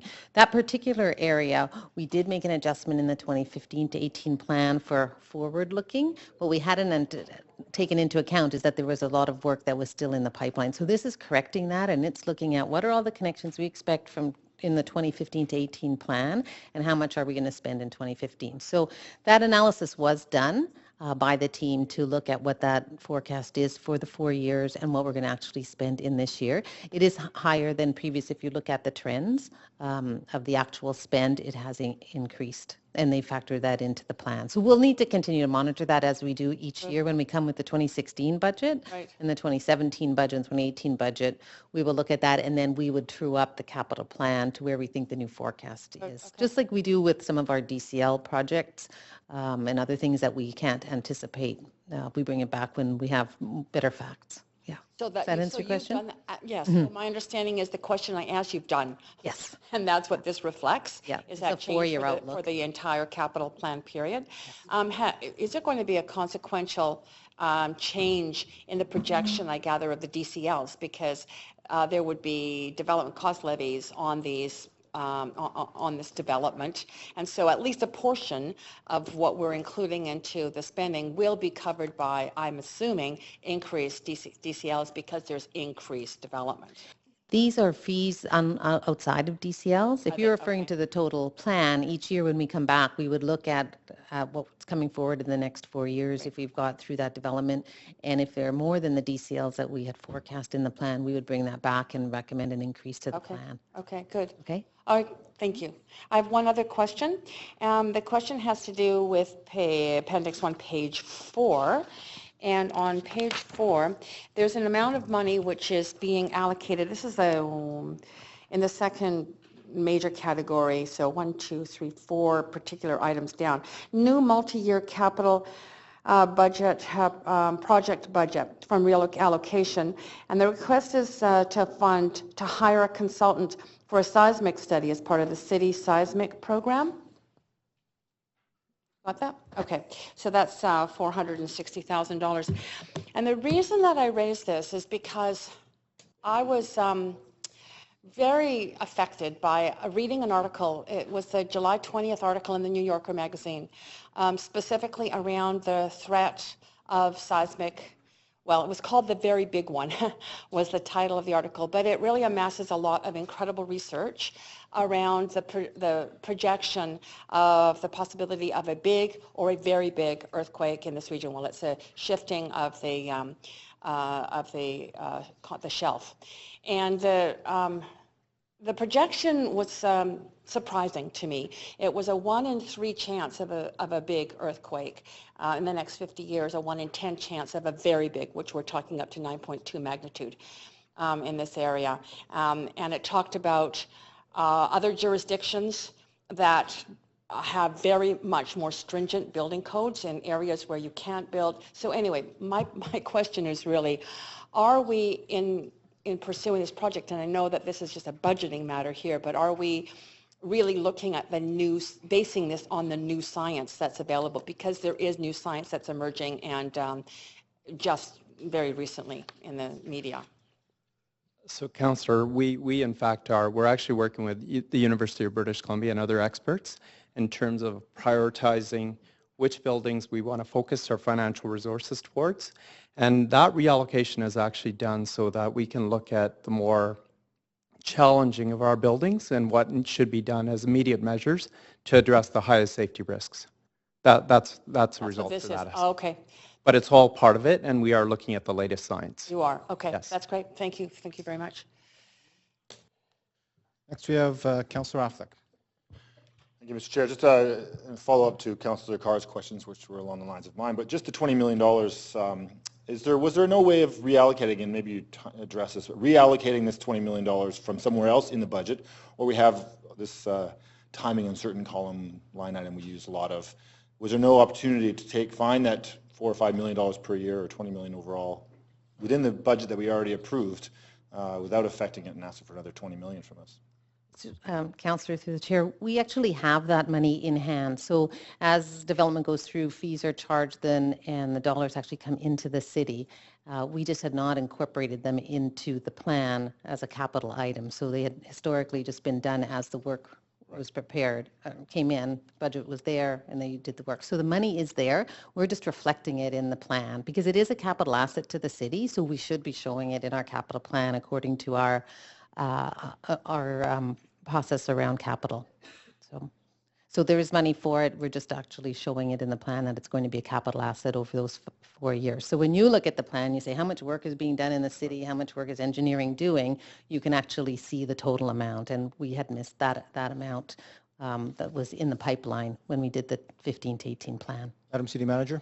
Just to add to that, Councillor, that we've done a lot of work because 6 years ago, the capital budget didn't reflect any of that. There was a whole other budget that never actually came into the public arena that really almost doubled the actual capital budget that had been brought to council for approval. So this is our way through these quarterly reports of capturing, both at the beginning and on an ongoing basis, the actual projects that we are doing, that funding, you've approved the funding coming through a CAC or DCLs, but actually when the project gets approved, then it goes into this quarterly report. And so you have a real-time, really comprehensive idea of what actually is going on in terms of capital projects. Thank you. See no further questions. So, Councillor Meigs. I'm prepared to move the recommendations.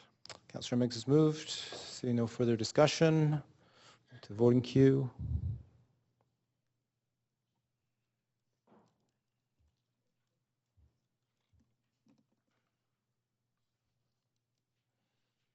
Councillor Stevenson.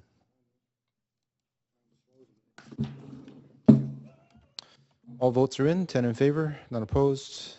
That passes unanimously. Okay, that concludes the items held. And now we need to motion to rise from committee of the whole. Moved and seconded. Councillor Stevenson, Councillor Deal. All in favor? Any opposed? That's carried. Motion to adopt the committee of the whole. Moved. By Councillor Stevenson, seconded by Councillor Deal. All in favor? Any opposed? That's carried unanimously. We have bylaws. We have 31 bylaws. on the agenda for consideration by council with regards to bylaws 6, 9, 12, 17, 18, and 20 through 30. Council members not in attendance at the relevant meetings may vote on the enactments if they confirm that they have reviewed the proceedings which they missed, which includes viewing the related video clips. Councillor Jang indicated at a previous meeting that he reviewed the proceedings regarding bylaws 6 and 11 and is eligible to vote on the enactments. Both Councillor Affleck and I advised at a previous council meeting that we reviewed the proceedings with regards to bylaw number 9 and are eligible to vote on the enactment. Councillor Ball advised at a previous meeting that she reviewed the proceedings of the meeting related to bylaw 11 and is eligible to vote on the enactment. Councillor DiGenova declared a conflict of interest on bylaw 15 and will not be participating in the vote on that matter. Councillor DiGenova, you were not on council for the meetings related to bylaws 6, 9, 12, 18, and 29, and you have reviewed the proceedings of the public hearings held on September the 16th, 2014. Have you reviewed the proceedings of the public hearings held September 16th, 2014, July 15th, 2014, June 18th, 2013, and March the 15th, 2011, and will you be voting on these enactments?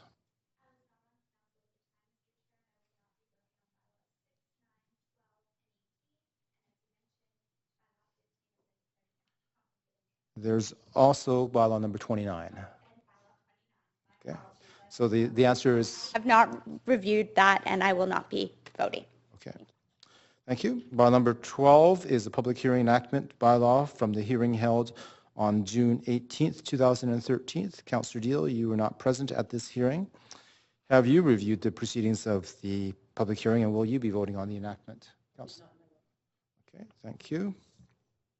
Bylaw 17 is a public hearing enactment bylaw from the public hearing held on February 24th and 26th, 2015, Councillor Ball, Jang, and Meggs were not present for all or portion of this item. When I call your name, please indicate if you have reviewed the proceedings of the public hearing and if you will be voting on the enactment. Councillor Ball. Yes, I have reviewed and will be voting. Thank you. Councillor Jang. Yes, I have reviewed and will be voting. Thank you. Councillor Meggs. I also will be voting. Okay, and you have reviewed.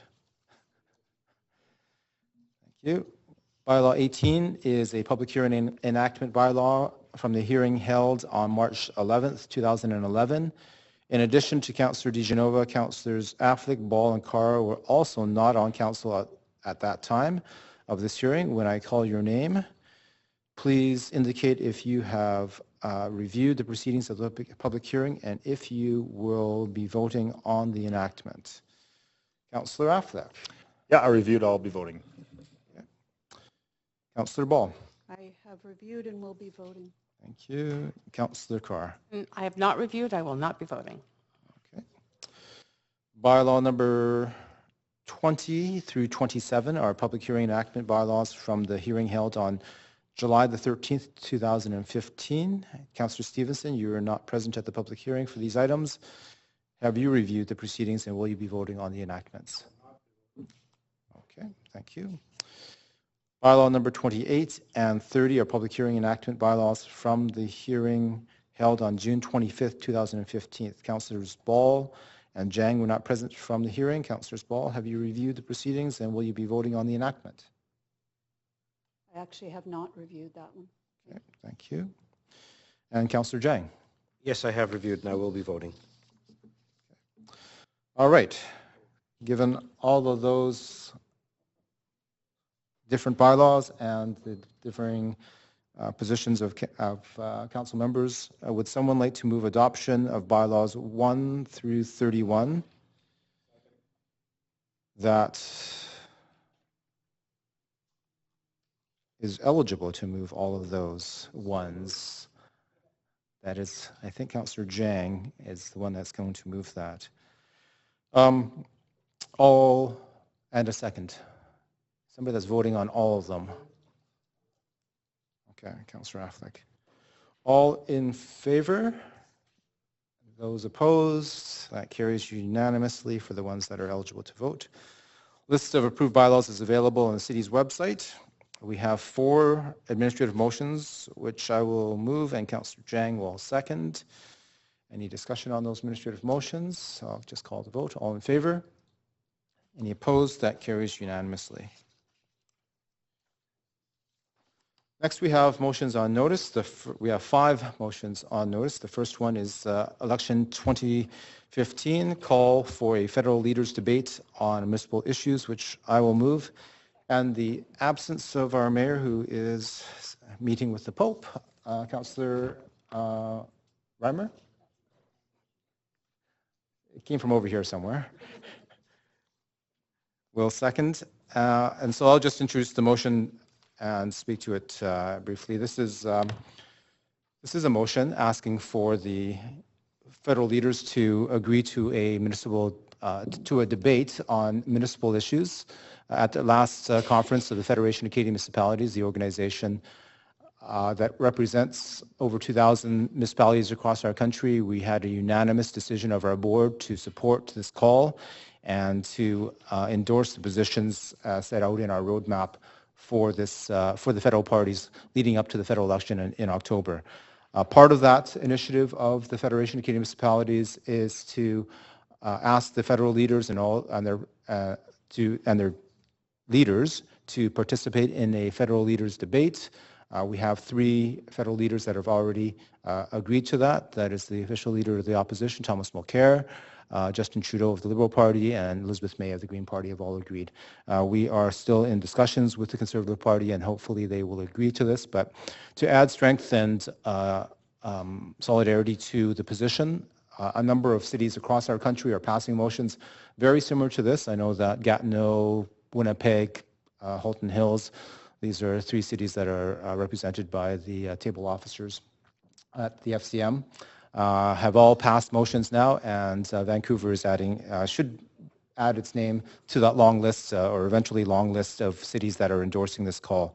So I hope that we have a unanimous decision of council to support this leaders call, that it is very important for us to have the leaders express their opinions and on behalf of their parties on how they will go about partnering with local government to better serve our citizens and address issues such as housing affordability, like transit and infrastructure that is in dire need of additional resources, especially from the federal government, as I spoke of earlier today. So it's been moved and seconded. We'll go to anyone else that would like to speak to this. Councillor Carr. Thanks very much, Mr. Chair. Yes, number one, in your actual comments, you did clarify the 4 main parties, and that was one of my questions. So thank you for clarifying that it's the Conservatives, the Liberals, the NDP, and the Greens that you are looking at for this debate. I also just want to stand in support of this motion. I believe debate is fundamental to democracy. And I think it's the right of citizens to be able to hear the opinions and the policies debated amongst the party leaders. So I am hopeful, I'm not holding my breath, but I'm hopeful that the 4th party will respond positively to this request, the Conservative Party, to clarify. You know, I think democracy is well served when that debate is in the public and when in the media sponsored debates, as many as there are. It's absolutely critical. So thank you for bringing the motion forward. Thank you, Councillor Carr. Councillor Affleck. Thank you, Mr. Chair. Just one thing that I'm thinking, given that you're the president of the FCM, if perhaps you want to include in your motion or certainly encourage the debate to happen in Vancouver. Be good for tourism, good for publicity, and we get all the leaders here. So I'd encourage you to perhaps add that or do it. I'll take that under advisement, Councillor Affleck. As president of the FCM, I'm neutral and I'm supportive of all local government across Canada, whether it's rural and remote or large urban centres, coast to coast to coast. Councillor Jang. I'd like to thank Councillor Affleck. First time I think I've ever done that. That was a very good idea. Make that motion, I'll second it for sure. Absolutely. Yeah. Media, hold page 1. You get it? Right, above the fold. Councillor Affleck has a good idea. I'm teasing. Anyways, that was a good one. Councillor Jang. I'm trying to get back on track. He threw me off now. So anyway, I just want to stand in support of this motion. I just find it really sad and unfortunate that politicians, namely the Conservative Party, would not want to take an opportunity to speak about something. As politicians, gosh, we can't keep us down. And I'm in absolute shock that they were passing up an opportunity. And it's really unfortunate that cities across the country actually have to pass motions to encourage them to speak. That's just unbelievable. Anyhow, so I just want to thank everyone, and I hope this is unanimous, because we really need to have that debate on municipalities with the federal leaders to really understand what they're up to. Thank you very much. Thank you, Councillor Jang. Councillor DeGenova. Thank you very much, Mr. Chair, and thank you for putting forward this motion. I will be supporting the motion. However, I'd like to caution my fellow city councillors that we have not heard back yet from the fourth party, the Conservative Party, and perhaps some of the comments that are discouraging them from coming to the table. I wouldn't want any councillor to feel that maybe they were the reason that this debate didn't happen. So I'd just like to caution all councillors, perhaps I'm more optimistic than others, but we should move forward. And I think that, Vancouver, we're a city, we've hosted the Olympics, we've hosted the FIFA World Cup. Perhaps it wouldn't be a bad idea to invite everyone here to our beautiful city and host this debate. And I don't know, perhaps Councillor Louis would like to be the moderator, I'm not sure. But I'd happily second that if amended. So thank you very much, and I will be supporting this. Thank you, Councillor DeGenova. I don't see an amendment coming forward from Councillor Affleck. So, Councillor Affleck. All right. I don't know, just be further resolved that we ask that FCM hold the debate in Vancouver. Does that make sense? And Councillor Affleck, are you putting a budget to host the? No, they pay for it. Or you can personally if you want. But, I would say it's a question you could ask them as a possibility, and what that might involve.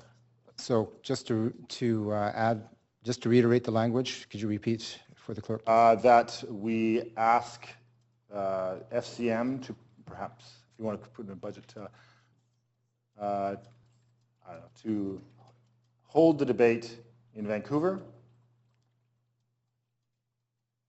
and present a plan to the City of Vancouver for approval on that. Okay. We'll move to amendment queue.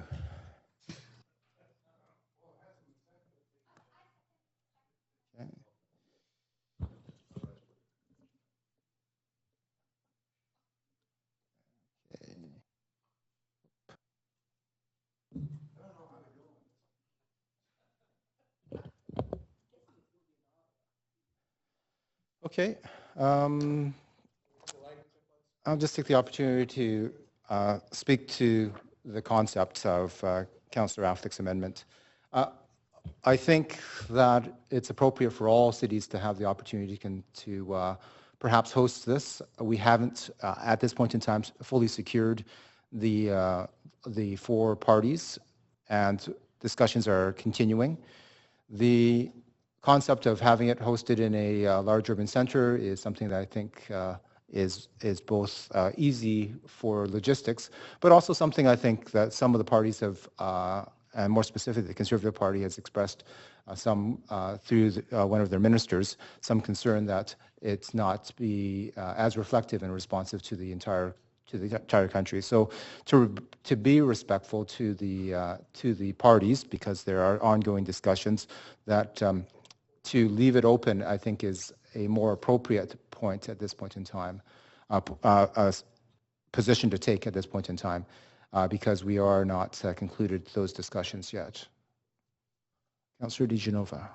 Thank you. I'd like to support the amendment. I'd also like to ask Councillor Affleck, perhaps, and Mr. Chair, perhaps if we had changed the wording to say to consider holding the debate in Vancouver, then we're not committing to Vancouver, we're not suggesting Vancouver, just that that's a consideration that it is in Vancouver, and perhaps that would that would sort of echo what our chair has just said, where we're not, the debate won't be beholden to being in a certain city. But I do believe that it's important that, we make sure, especially as voter turnout for the federal election has been considered. So let's move you to a amendment to the amendment queue. Amendments. It could be a friendly amendment. There's no such thing as a friendly amendment, so let's move to the amendment to the amendment. I think that's what you're moving. Is that what you're doing? Okay. And do you have anything further on that amendment? No, I just wanted to say that, especially considering that voter turnout in the federal elections have been considerably low in the West, especially in the province of British Columbia, perhaps this will help engage people and make them excited and make sure that they get out to the polls to vote in the federal election. Thank you. Councillor Meigs, to change the word to consider. Well, I don't think it should consider that. I think that the FCM, as I understood the motion, was calling on this debate to occur, but not promising to organize it, arrange for broadcasting and all of that kind of thing. So I think we're headed down a bit of a blind alley, but you're the president of the FCM, Mr. Chair, and could clarify that for me. So I don't think the FCM should necessarily put its finger on the scale for a particular event. We could say that we would welcome the event in the city of Vancouver, but I don't think Councillor Affleck wants to spend a cent on it, so it would be kind of a hollow offer. Thank you, Councillor Meigs. Just to speak on the issue of considering, I think that the FCM, in conjunction with all political parties that eventually, hopefully all four will agree, will consider the positions of the parties. The FCM is the convener of the debate, but one of the 5 parties that are trying to assemble the opportunity for citizens to hear what the positions of the federal parties are. I think it is, a challenge for the FCM, which we are a member of, which I'll just remind Councillor Affleck that it does require resources to put on these debates, and depending on the size and the scope and the breadth of what is eventually negotiated with these parties, I think that is the more appropriate time for us to perhaps revisit the concept of when or where it might be. The FCM does not have significant resources. We have had some discussions with some media partners and have secured a media partner in order to undertake this debate. But resources come from dues that the City of Vancouver pays, along with all the other member municipalities across our country. So I would suggest that if Councillor Affleck is truly interested in this, that he should put resources available in order to make that happen, if he is interested in actually having it happen in Vancouver, because the logistics of moving it around the country are very costly indeed. So not to the issue, I think consider is more positive. I'll vote for the amendment to the amendment, but certainly on the larger issue, I think it's much more challenging. So we'll move to the voting queue for the amendment to the amendment.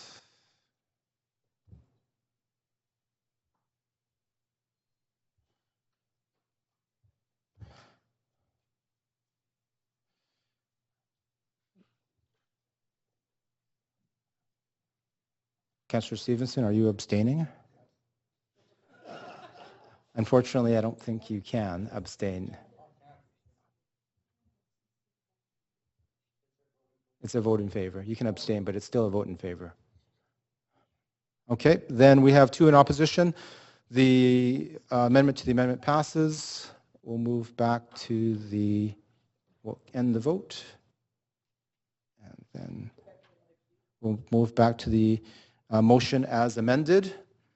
Councillor DiGenova, did you have something further on that? I just wanted to thank you again for bringing forward this motion. I think that it's very encouraging. We're not on the motion, we're on the amendment. On the amendment? Oh, I'm just very happy that the amendment passed. I think that the amendment did not pass. Oh, sorry. The amendment. Did you have something on the amendment? But do you have something on the amendment? Well, I just think it's very encouraging that we'd be inviting all of the parties to have a big party in Vancouver. So you're not speaking to the amendment. Thank you. Councillor Meigs, something Sorry, that's a holdover. I'm just cleaning up my spilled coffee. Okay. Councillor Deal, To the amendment. The amendment as amended. The amendment as amended. I will not be supporting it.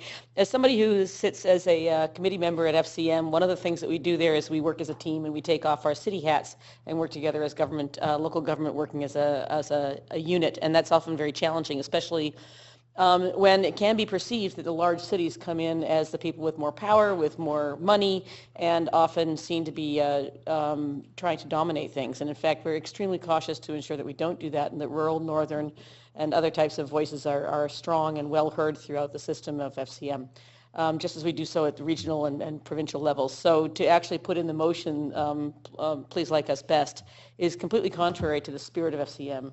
And of course, I would love to have it there. I appreciate the idea, but I would leave it up to a different process for making that choice rather than us asking for ourselves to be favored over all those other communities that we're asking for support of the same motion from. So I think it would be contrary to the spirit of FCM, and I won't support it. Thank you, Councillor Deal. Councillor Carr. Yes, thanks. The amendment is amended. Yes, of course, I understand. And I am speaking in support of the amended amendment. And the reason I'm speaking in support is because I look at this as a very grassroots democratic suggestion. In other words, instead of FCM making a decision on its own, we are a city, a member of FCM, and we are just suggesting that they consider us.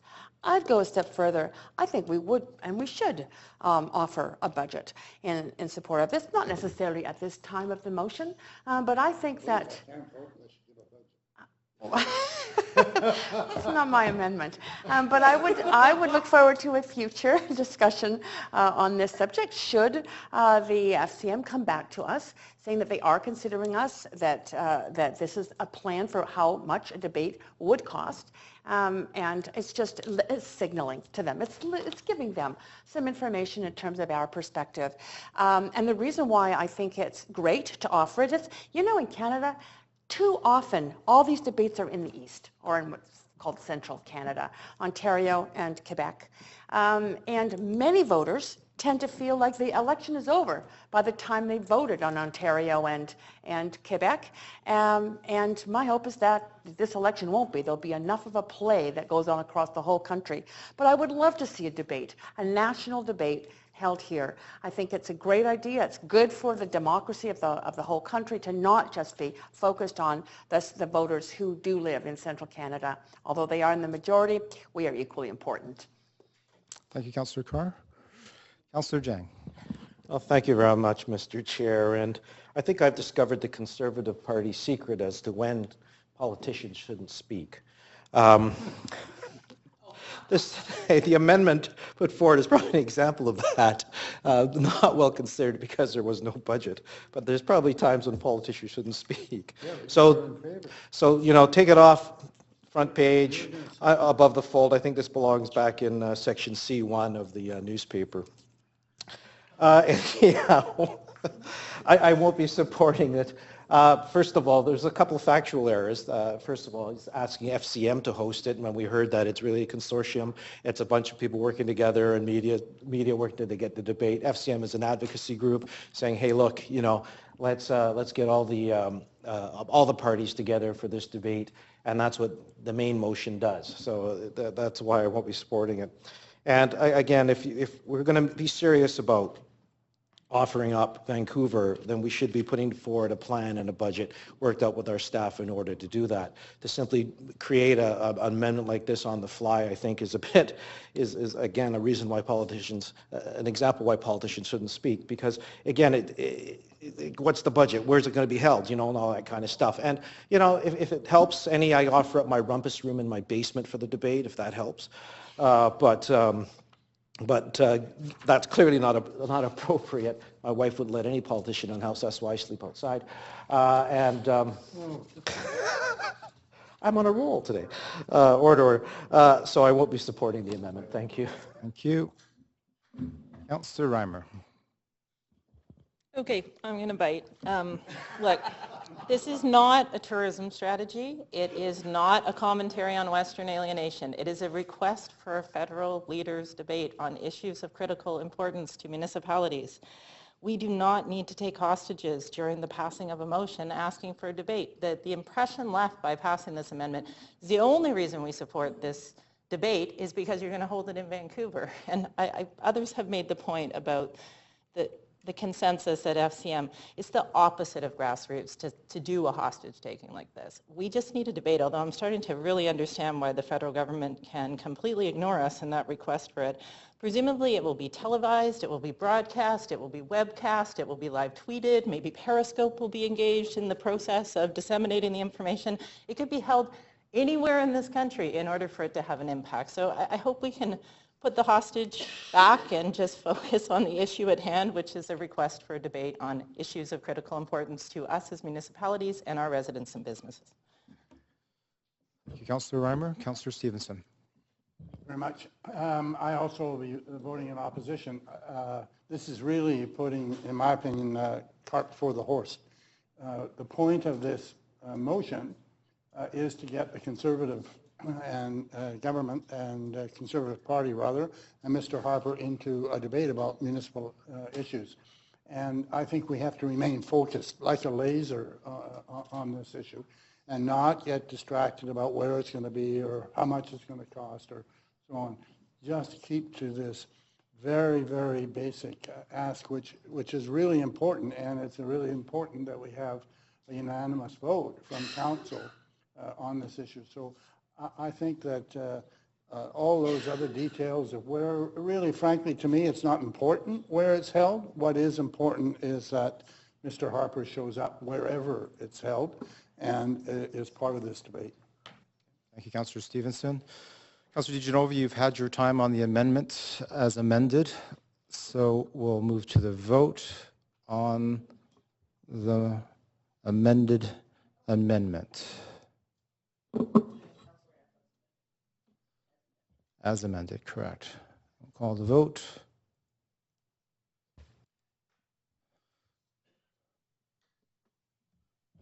Okay, votes are in. We have 6 votes in opposition, 4 votes for.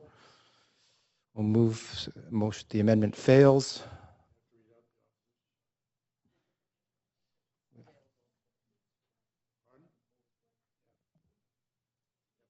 Those in opposition were Councillor Affleck, Councillor Ball, Councillor DiGenova, and Councillor Carr. Oh, sorry, the other way around. Those in opposition were Councillor Deal, Councillor Reimer, Councillor Meigs, Councillor Jang, Councillor Stevenson, and myself. That's who's in opposition.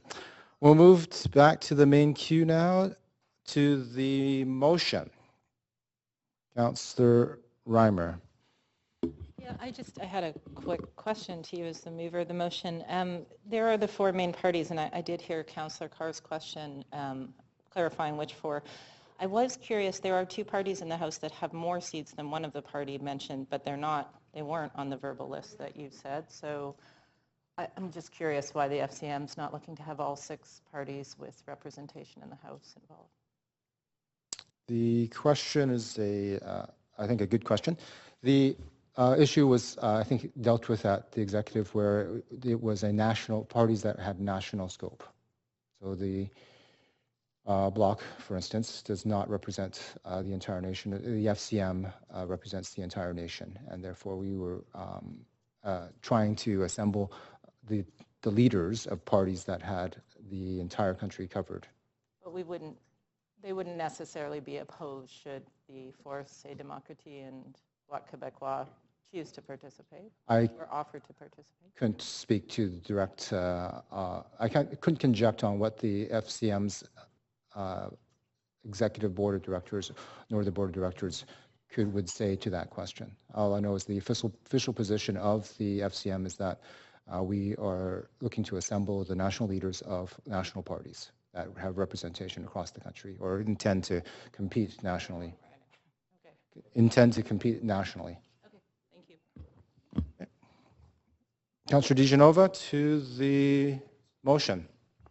Well, I am disappointed that the amendment did not pass because I think this is an opportunity for Vancouver to show leadership. And I understand that Councillor Deal said at FCM we all take off, our hats for our particular cities, but I was elected by the citizens of Vancouver to put them first. And I think that this would have been a great opportunity, as we've hosted several other world-class events, to hold a leaders debate here.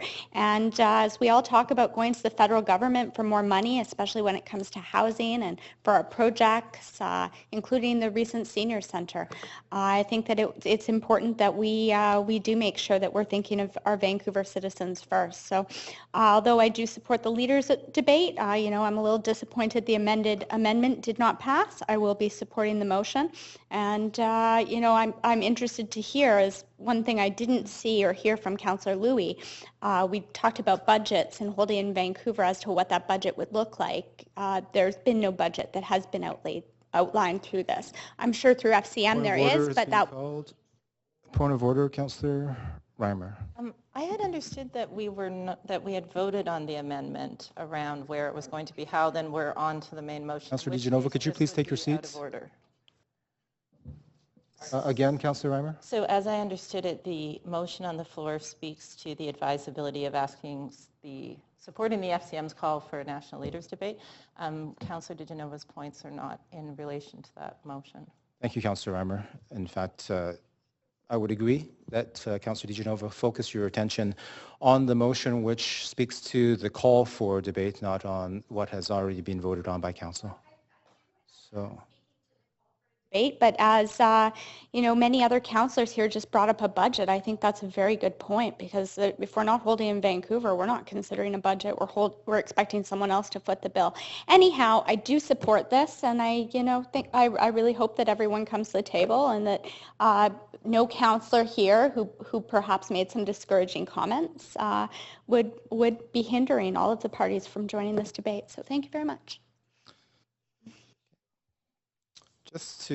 Because there has been a bit of wide-ranging conversation today, both debate on the issue of holding a debate in general, and more specifically the location and the cost of holding that debate.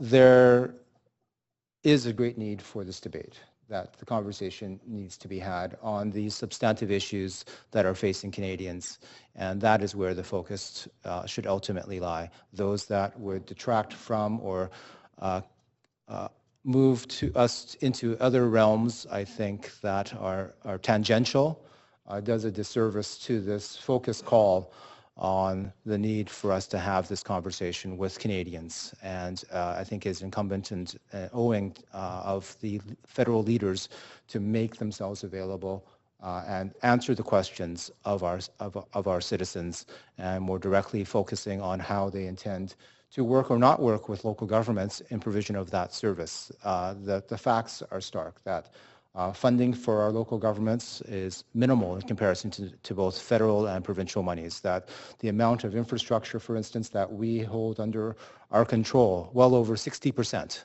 of the infrastructure is under local government control, and how on earth can we fund the renewal and refurbishment and the replacement of this infrastructure when we only receive 8 cents of every tax dollar? So this is part of the reason why we need to have this debate.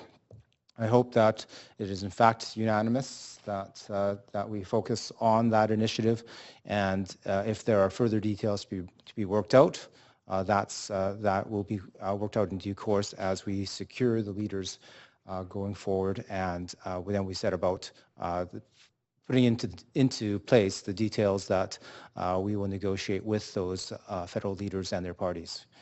So we'll move to the vote on the motion.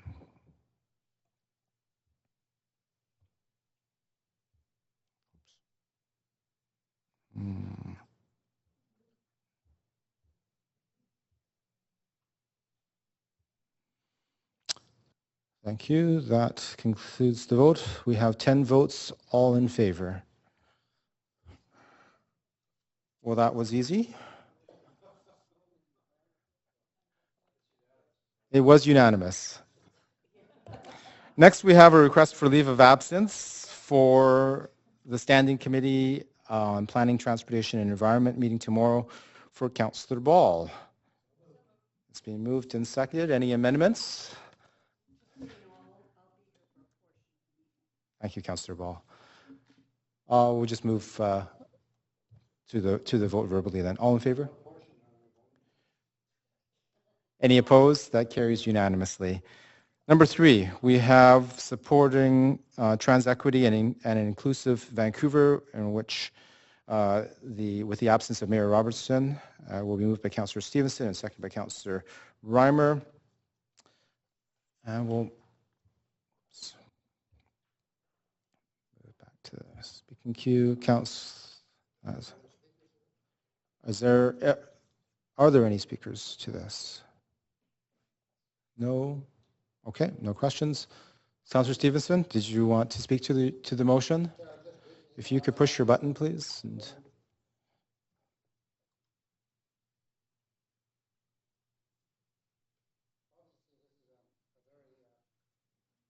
Sorry, start again. Thank you, Acting Mayor. Obviously, this is am I doing something wrong? Just a little closer to your mic, and it's a community effort. We're trying to help you out. Thank you very much, Acting Mayor. Obviously, this is a very comprehensive motion that's been put forward initially by the mayor, who fortunately is in the Vatican meeting with the Pope right now, so is unable to move this, and I was to second it. But as one can see, it deals with rights for trans equality rights for citizens in Vancouver and inclusivity for trans people in Vancouver. So transgender issues have obviously become highlighted in this year's Pride efforts, both in the Pride Parade and also with our own activities, which I'll speak a little more on later on. But the mayor has put forward this motion so that, in fact, we will have operations and programs that are safe and inclusive spaces for trans and gender variant communities, including signage and literature, public spaces, including washrooms and change rooms, human resource training and staff policies, programs, and collaborative public and community partnerships. So, Acting Mayor, this is an issue, if you like, whose time has come, that throughout the world many people are becoming more and more aware of issues for trans and transgender variant people and communities, and we really feel that we want to move forward in the city of Vancouver. And we can take our examples, actually, already from both the school board and the Ports Board and what they've done very recently as well. So I would move this, and Councillor Reimer will second. Thank you, Councillor Stevenson. There's no other people on the queue to speak, so we'll move to voting. We'll call for the vote. That's fast. All in favor, as 10 votes in favor. And that passes unanimously. Thank you, Councillor Stevenson. The next item is Vancouver's response to recommendations of the Special Committee on Local Elections expense limits, which is to be moved through Councillor Carr. Is there a seconder? Moved, seconded by Councillor Reimer.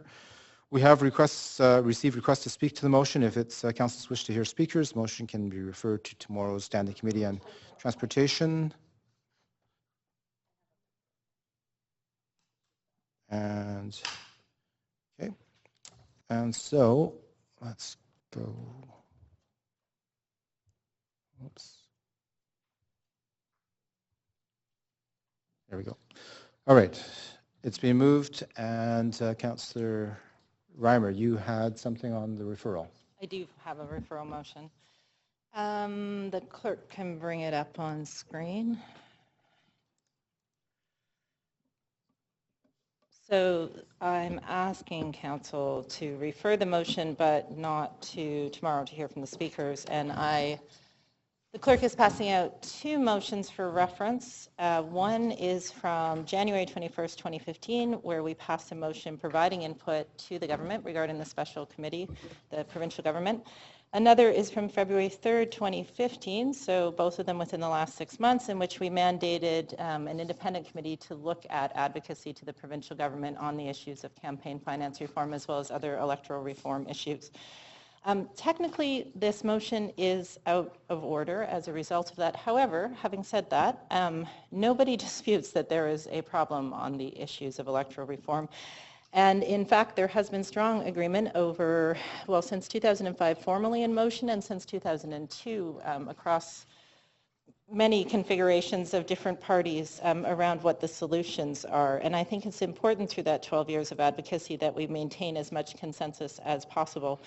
So I do think that the motion speaks to policies that there have been continuous agreement on, policies like the ban, the request for a ban on contributions from unions and corporations.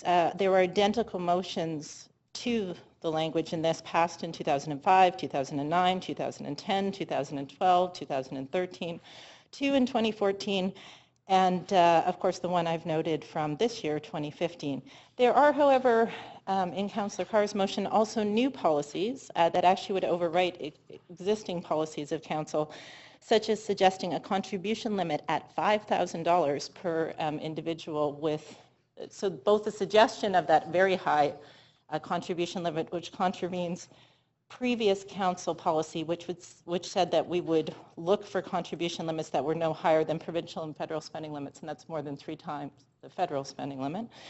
And also, it involved no public consultation. If we were to pass it, there would be no public consultation, and council has always maintained the position, whether through charter or through provincial policy, that any campaign finance rules for Vancouver should involve consultation of Vancouver residents prior to them being passed.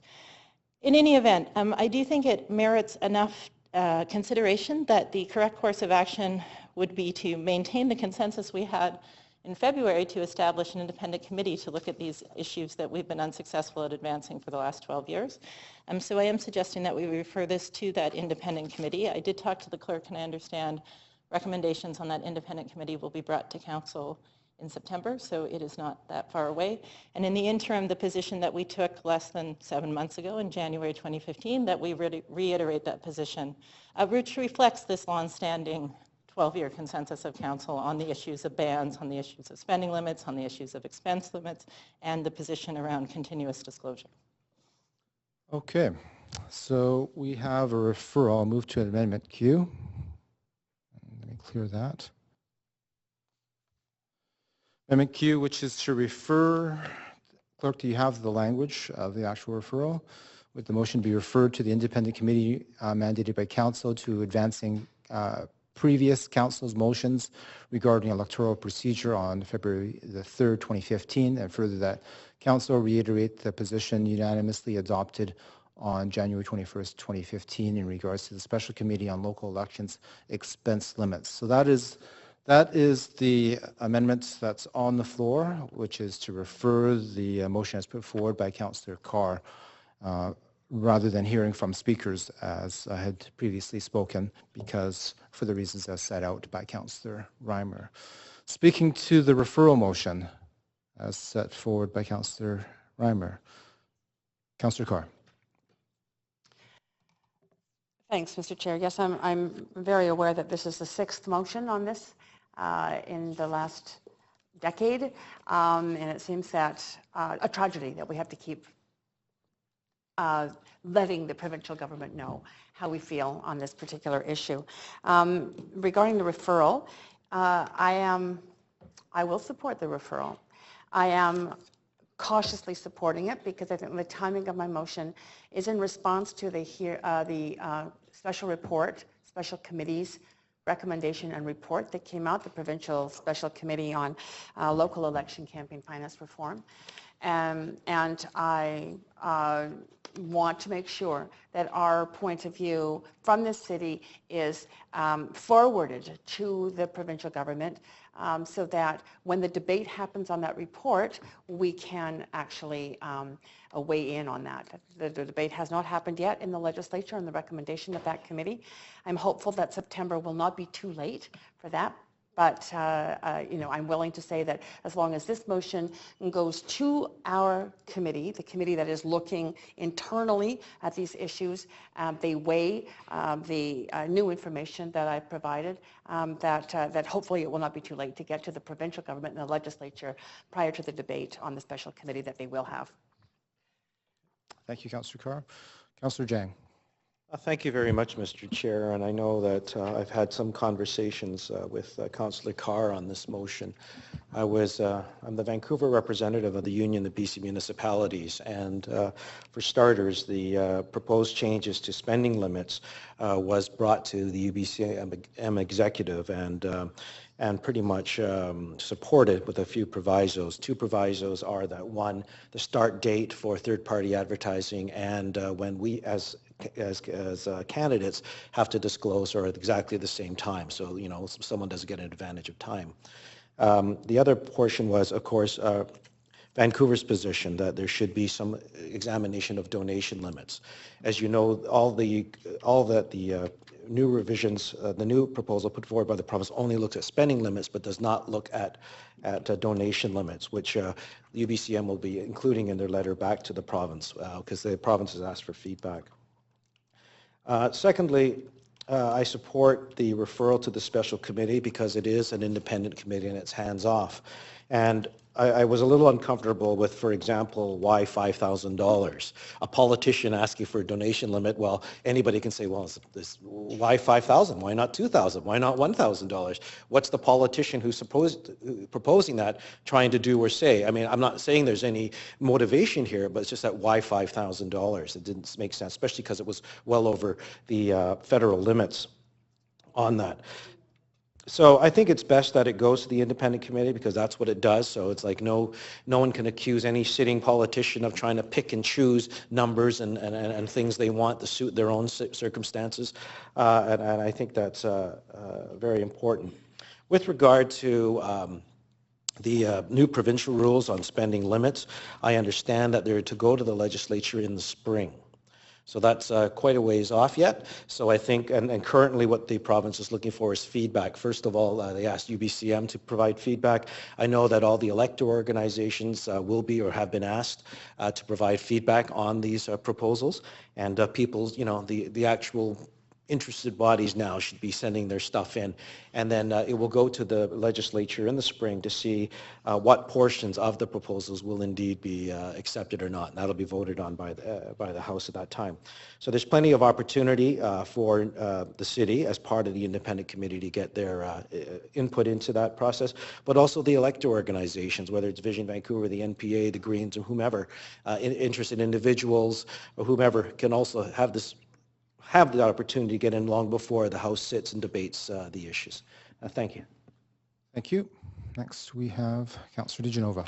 Sorry, I put myself on. I meant to. Are you not wanting to speak, Councillor DiGenova? No. No? Okay. Not right now. Okay. So on the amendment, Councillor Affleck.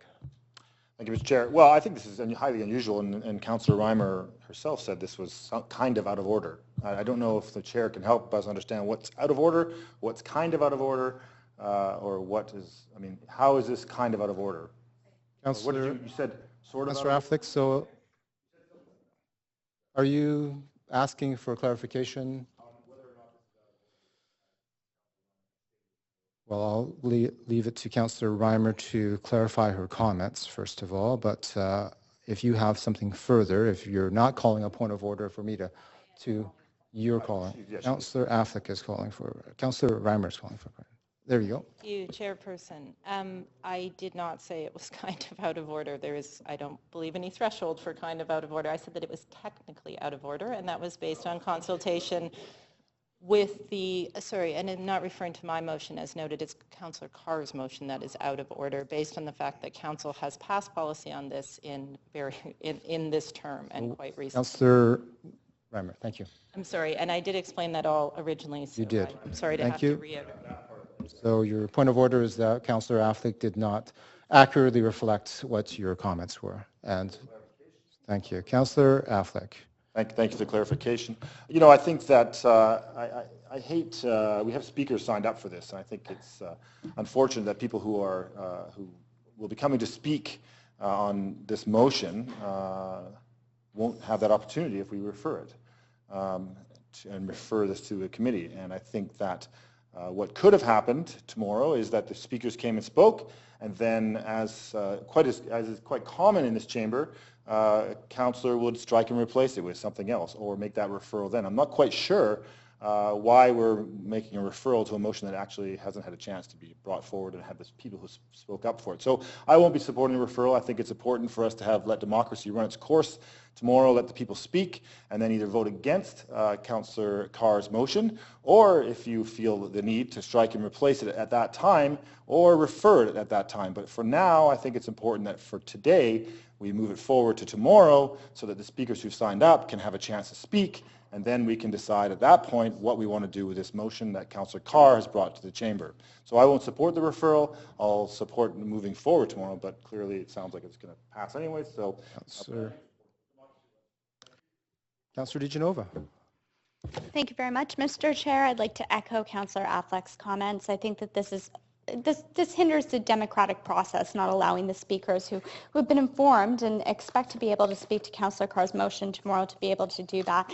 I agree that the process could have been that after we heard from the speakers, Councillor Reimer then could have introduced a referral or a strike and replace. I'd also like to thank Councillor Carr for bringing forward this motion. You know, I see that she's put a lot of work and research into this, and I think that this is something we'd all like to move forward towards. However, you know, I am concerned. I'm concerned that I'm seeing patterns of referrals, and if we're not here to deal with issues and only to refer them, be it the Senior Center, Little Italy. Councillor DiGenova, on to Yes, the motion. on to the motion. So I do not support the referral of the motion, and I think that this could have been dealt with differently and that this hinders the democratic process. So I will not be supporting the referral, but I'd like to thank Councillor Carr for bringing this motion forward. Thank you. Thank you, Councillor DiGenova. Except that, just to explain to you, the democratic process is that councils makes the decision whether or not to hear speakers or not, and that is the long-standing practice of not only this council, but many councils over the years, that there's been no infringement on democratic process because it is council's decision whether or not to hear, whether or not it is in and out of order, and whether or not to provide additional changes prior to or not to hear at all from speakers. So this is fully in compliance with the process. Councillor Reimer, before your, okay, Councillor Ball to the amendment, which is the referral. Thank you. I was just a bit slow there, Councillor Reimer. Councillor Ball, we're in council. If Yes, you'd like to stand. I'm trying. You're just going to have to accept I can't do it. Sure. Okay. I would like to ask a question so that it would help me in terms of my decision. Just when a motion is considered redundant, who makes a decision on whether a motion is redundant, and what is the process? So the process is that the motion is introduced, and I will allow the clerk to speak after I speak. Thank you. My understanding of the process is that motions are brought forward to council. Council makes a decision on whether or not it has in fact been previously before council. We will rely on the clerk to provide us the historical information on whether or not. Ultimately, it goes to the will of the chair of the committee and to be confirmed or not to be confirmed by the body. If the body does not believe the chair has made the right decision on whether or not it is in compliance and is in order or not, the opportunity of the body, meaning council in this instance, has the opportunity to challenge the chairs. And that is the decision-making process. And Madam Clerk, if there's anything more to add to that? Nothing more to add. Thank you. Thank you very much. Okay. Is that it, Councillor Ball? No, I understand that we haven't received advice on this particular whether it's redundant or not redundant. No. Yeah. Okay, thank you.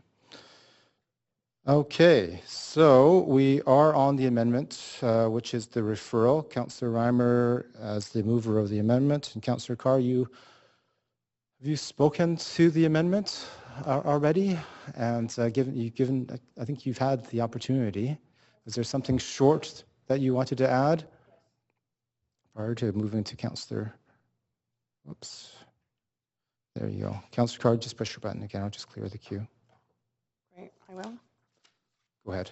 Yeah. Yes, thanks very much. I really appreciate the debate on this, and I have to say that that in reading over the materials supplied by Councillor Reimer moments ago, and listening to my fellow councillors, particularly Councillor Affleck and Councillor DeGenova, I will not be supporting the referral, and I will not be supporting it because I don't believe that my motion is entirely redundant. There is new information in it, and that new information particularly refers to it. It's a response to the provincial government special committee. So there's information on that, and the fact that they are looking at creating a formula for spending based on per capita rather than per elector. That is not in the mandate of this what is it called, independent committee that was struck by council on February 3rd. So I'm worried that parts of my motion will end up just going nowhere. And I'll have to write another motion in response to the special committee. So, you know, at this point then, I will not support the referral, and I would prefer to hear from the speakers tomorrow and debate sections of the motion. Okay, thank you, Councillor Carr. Councillor Reimer, now back to you. Okay, just to correct some of the factual inaccuracies for the record, because I like facts when we're debating. This is the 9th motion, and in fact, I had a factual inaccuracy. It's been 13 years we've been. For the issue of out of order, Councillor Ball, for your reference, I did send a letter to the clerk asking for advice as it relates to the procedure bylaw, and I was informed that the motion would be technically out of order based on the procedure bylaw. So those were the comments that I was referring to. In regards to the defense of democracy, democracy works well, in fact only works when there is agreed upon set of rules. We have a procedure bylaw that has that agreed upon set of rules. In that bylaw, previous councils decided, because this one has yet to debate the procedure bylaw, decided that a councillor or council should not be able to continuously debate an item, that once it debated an item, as we did in January 2015, and came to a position on that item, a councillor couldn't then bring it back a few months later and decide that they wanted to have another debate and hear from more speakers on substantively the same subject matter. Particularly, that rule exists in all democracies, actually, parliaments and municipalities, in order that you can't, if you disagreed with a small section of it, continue to take up the work of council and the city, the residents and businesses, and prevent other work simply to redebate the same item over and over again. I support that principle. If councillors don't support that, Councillor DeGenova spoke somewhat strongly against it. I would encourage you to bring forward a motion to amend the procedure bylaw so that the rules would allow for the kind of process, the democratic process you're talking about, because I think that would be an interesting debate amongst residents to find out what they think about that kind of continuous, you know, constant reopening of motions, or whether they support the idea of, at least over the course of 7 months, providing some certainty to them about policy directions of council. So I do believe strongly in the importance of having a set of ground rules, and we have them at council, a procedure bylaw. I did agonize over, after being advised that this was technically out of order, whether or not certainly my inclination would be to stick with the democratic process and the procedure bylaw. However, I've worked on this issue, as noted, alongside many other Vancouverites for well over a decade now. It's been very important throughout this process that we have a level of consensus, if not on the process available to us, at least the content that we're working on. I don't see any substantive, other than this extremely high contribution limit that Councillor Carr is proposing, I don't see any substantive disagreement on long-standing policies around bans on corporate and union donations, the need for expense limits that are In fact, Councillor Carr, item 4 of the policy passed on March 25th, 2010 does speak specifically to the formula by which expense limits would be calculated. Just in January, we provided feedback to the Special Standing Committee, and we can reiterate that feedback rather than confusing them by providing new feedback. And the last thing I wanted to say is that this motion actually, or the content of Vancouver's request has been debated in the legislature. You might have missed it, but the NDP actually forwarded a motion that had the 3 substantive issues that Vancouver's been working on, 4, the expense limits, the spending limits, the ban on corporate and union donations, and the continuous disclosure, all within the context that we should have the power to do this within the charter. It was put forward to the legislature. There was a very short debate on it, lasted less than a couple of hours, and the BC Liberals and Green Party member voted against it. So the motion did not pass, and hopefully we can get it back on the floor of the legislature. They have the same rule we do, so it can't come back again in this session, but when the session is done and they're in a new session, hopefully we can get it back on the floor. Thank you, Councillor Reimer. Just to add my words before we move to the vote, that in fact there has been no ruling that this is out of order, that we are considering this in its whole state with additional language that's historical language as provided by Councillor Reimer, which gives, I think, additional context and information on what this council and previous councils has already dealt with on a number of instances as well. That in this instance, because I think that it is important enough for us to have a strong and united voice as we have in the past, except in very rare instances where there's been some individual councillors that have moved off of that unanimous position in terms of corporate donations and union donations, that this is something that we should proceed together on. And that's why, rather than, I think, moving to a call for in or out of order position, I think this is an appropriate action to be taken, which is to refer it to a body that council has already authorized and tasked to look at this very specific issue. And it's the best course forward so that we can have the most coherent and perhaps the most united position moving forward again to express it to the provincial government. I do say that it is disappointing that the task force of the provincial government did not come to the conclusion that donation limits was appropriate, that it should have been part of that discussion. I do also have continuing concerns in terms of the enforcement component of any of these rules, and where does it lie, and what sort of teeth it actually provides for either local government or what the province will put in place. When I think just to the near term of some of the more recent initiatives at the federal level, where Elections Canada, where there were changes underway, and there was a huge uproar in terms of the ability for the commissioner to actually take action, to compel witnesses to give testimony, and to ultimately have the ability to sanction individuals that were not in compliance. That is missing from this conversation, because we can have as many rules as we would like on either donation or expenses, but without the enforcement component to deter these types of actions, the single individual from giving almost $1 million is a stark reminder of how needed these donation limits are, and to stop these people from continuing to, I think, influence elections in a negative way. So I think Councillor Reimer's motion to amendment to refer it is an appropriate step, and I will be supporting that. Seeing no further speakers, we will move to voting. Call the vote.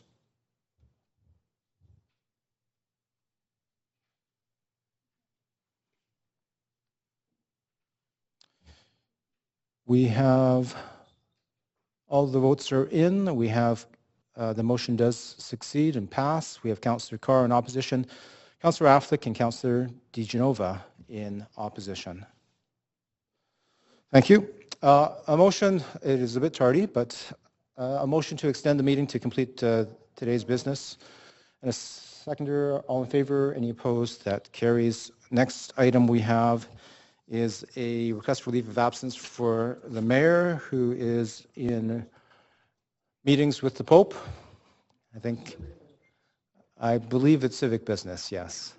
And he's asked for a leave of absence for the meetings of July 21st, 22nd, and 23rd. It's been moved by Councillor Stevenson, seconded by Councillor Deal. Any discussion on the mayor meeting with the Pope? Councillor Jang, okay. All in favor? Any opposed? That carries unanimously. Thank you. We are now in the area of notice of motions, new business inquiries, and other matters. No notions. There we go. Councillor Reimer. Acting Mayor Louie, I had one question for, well, potentially two questions for staff on the same subject and one item of information for council. The questions to staff were in relation to street garbage litter, street garbage pickup and litter, and increasing concerns from residents that I've received, and I believe in talking to other councillors, and certainly I've personally observed what feels like an increased amount of litter. However, I'm also aware that our expenditures on street litter have not gone down. If anything, they've gone up. So I wanted to get some idea, is it just anecdotal, or is it actually going up, the amount of litter, and what factors might be leading to that, and what our response is? Madam City Manager. Thanks, Mr. Chair and Council. Councillor Reimer, the issue of street litter and abandoned waste is definitely a challenge for us at this point. In reviewing our budgets, they have been pretty stable over the last 4 years. There was a decrease right after the Olympics in the street cleaning, the overall street cleaning area, which includes a wide variety of issues, not just street litter. But last year we did overspend by about $1 million on that budget, just because we were attempting to keep up with our service levels at 311. Because during the year we had a lot of different change in solid waste. We've been trying during the first quarter to live within the budget that was set. I've just recently approved more resources to be made available. There's no question we have metrics that show that the amount of abandoned, particularly mattresses, has just escalated to a very significant extent, to the place where sanitation is working on a strategy whereby, as you may know, mattresses are no longer able to be taken to the landfill. But there is no, comprehensive recycling strategy that's been done by the producers upstream, and that's something that obviously the city is going to have to work on. I think the other thing that we were hoping for is MMBC has in its statutory mandate the requirement to look at producer related packaging, and much of our street litter is related to that, and they were supposed to be farther ahead than they are in terms of addressing that. So I think our plan is to reinvest. Mr. Dobrovony's here, so maybe he can make a few extra comments, but we are actually investing as we speak to try and ramp up the response that's clearly needed. And we have, ongoing negotiations with MMBC about, the expectations they have around picking up some of that work that is supposed to be delivered by them. And in the meantime, we need to develop and bring back to council our own strategies. And, Jerry, please. Mr. Dobrovony. Or maybe the only thing I would add is just some specific numbers, just in terms of scale. So, I mean, year to date, we've had over 8,000 abandoned garbage calls that have come in, and we've picked up over 3,600 mattresses. So when we talk about the issue of mattress, the scale of it is really something that's quite amazing. And again, litter calls are up, and so we're making adjustments now to deal with those. But I just thought I'd give some of the actual numbers because the scale is quite substantial.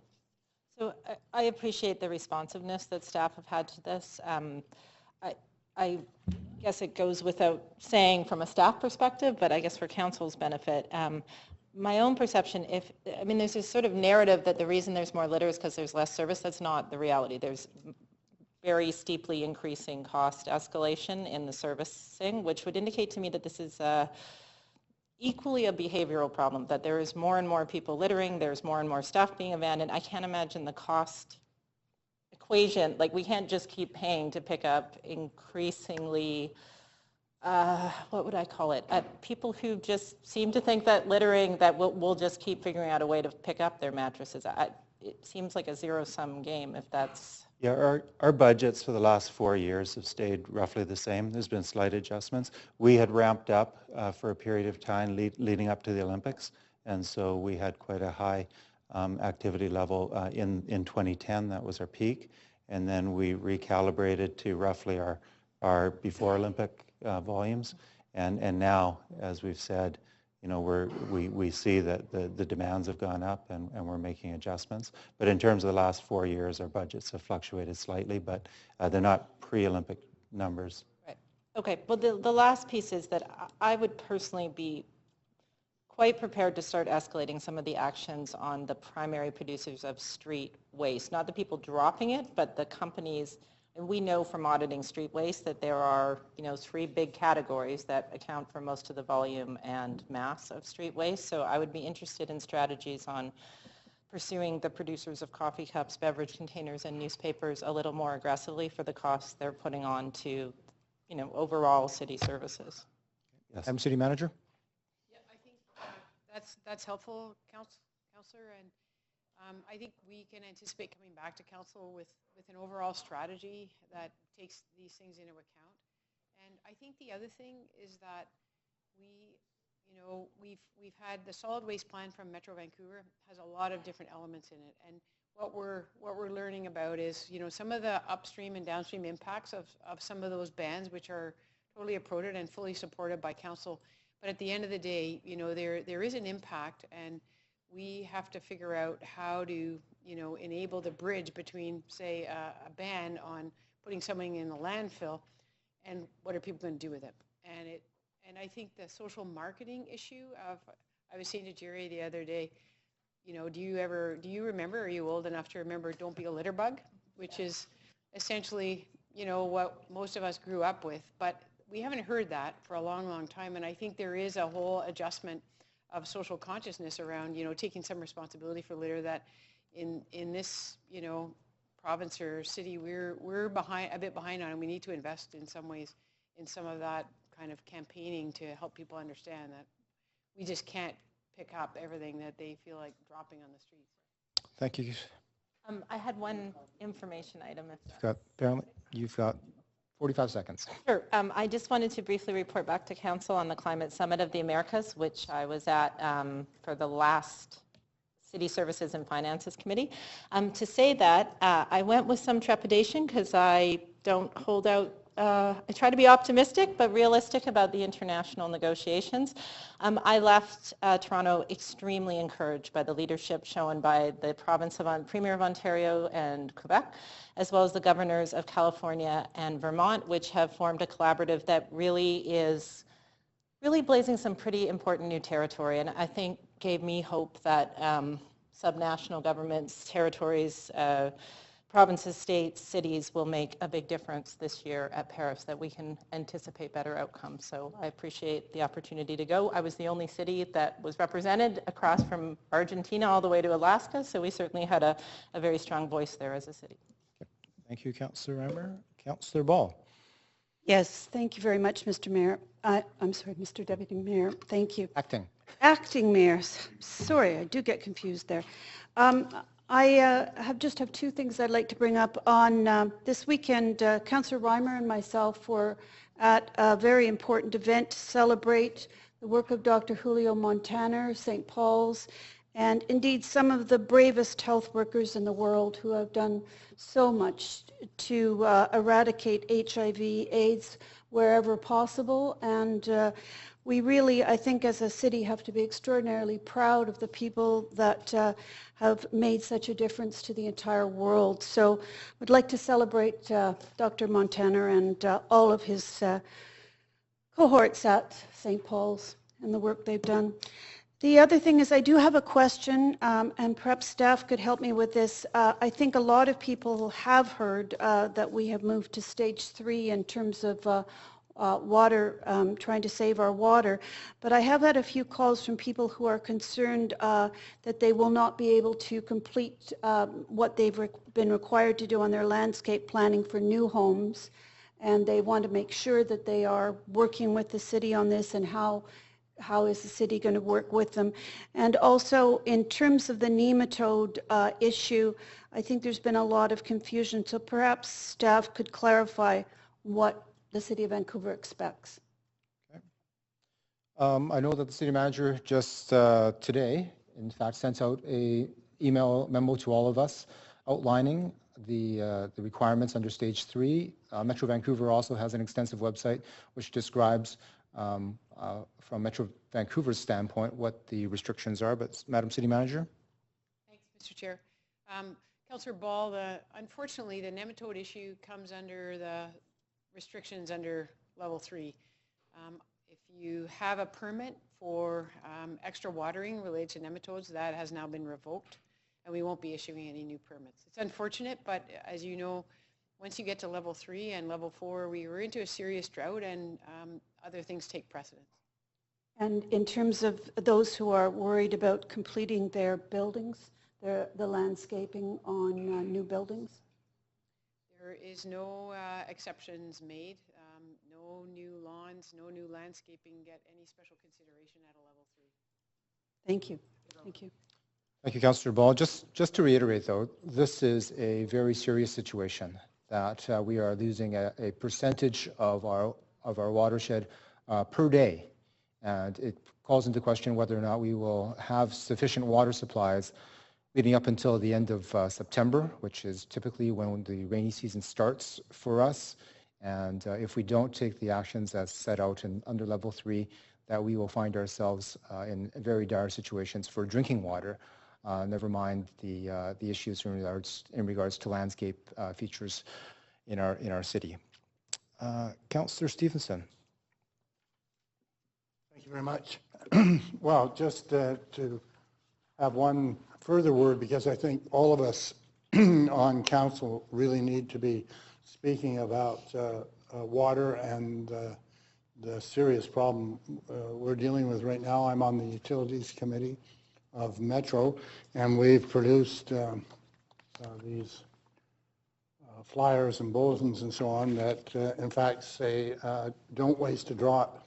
It's hot, it's dry, be water-wise. And we're trying to put these up throughout our cities in the metro area, because it is a very, very serious situation, and people don't really realize, because you just turn your tap on and it seems to be ever flowing. But it is really important that we all be cognizant of what a serious situation is, and that councillors be speaking about it to their friends and people who call for whatever reason in regards to water.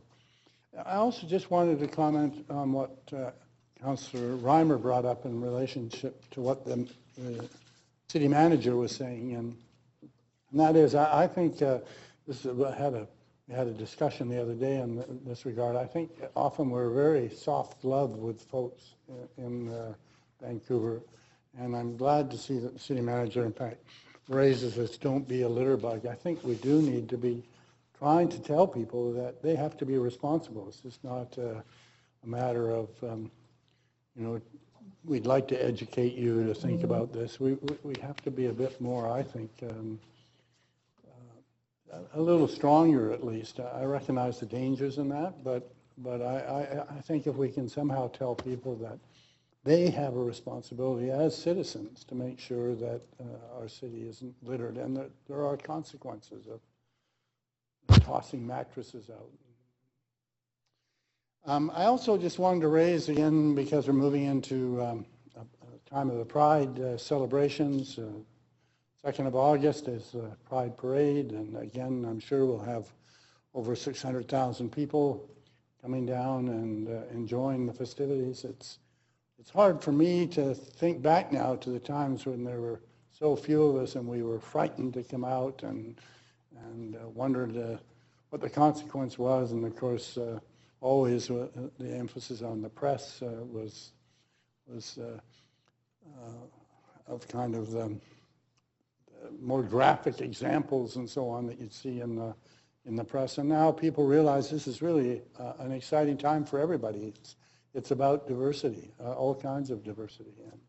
and how we live together with diversity and how we respect one another. And so here we have another major Pride Parade, and we invite everybody to come out and participate. Vancouver will have its float, and we'll all be there, I'm sure, in that. But prior to that, on Monday, the 27th, here in City Hall, we're going to have celebrations as well. And the theme this year is transgendered rights, and that's exactly what we're going to be lifting up. There'll be a panel discussion starting at 11. Everyone is welcome to that. And then again, as we've done for the past 7 years, actually, tied in with the Pride Society, we'll be raising the flag outside, and the mayor will be making the proclamation. And then we have a big barbecue, and the GLBTQ2 committee are going to be flipping the hamburgers and so on. So we invite everyone out. I'm sure all the councillors will be there, but invite all of the public both to that celebration and to come and hear this panel discussion on transgendered rights and how we're going to move forward from here and how we all can be a part of that. There's a lot of misunderstanding in this area, and a lot of people don't really know the issues and have questions, and this is an opportunity for people really to educate themselves and at the same time join in festivities. So I hope everyone will be able to make it, and those in the public that can make it at 11 and then at 12 outside, it's usually lots and lots of fun.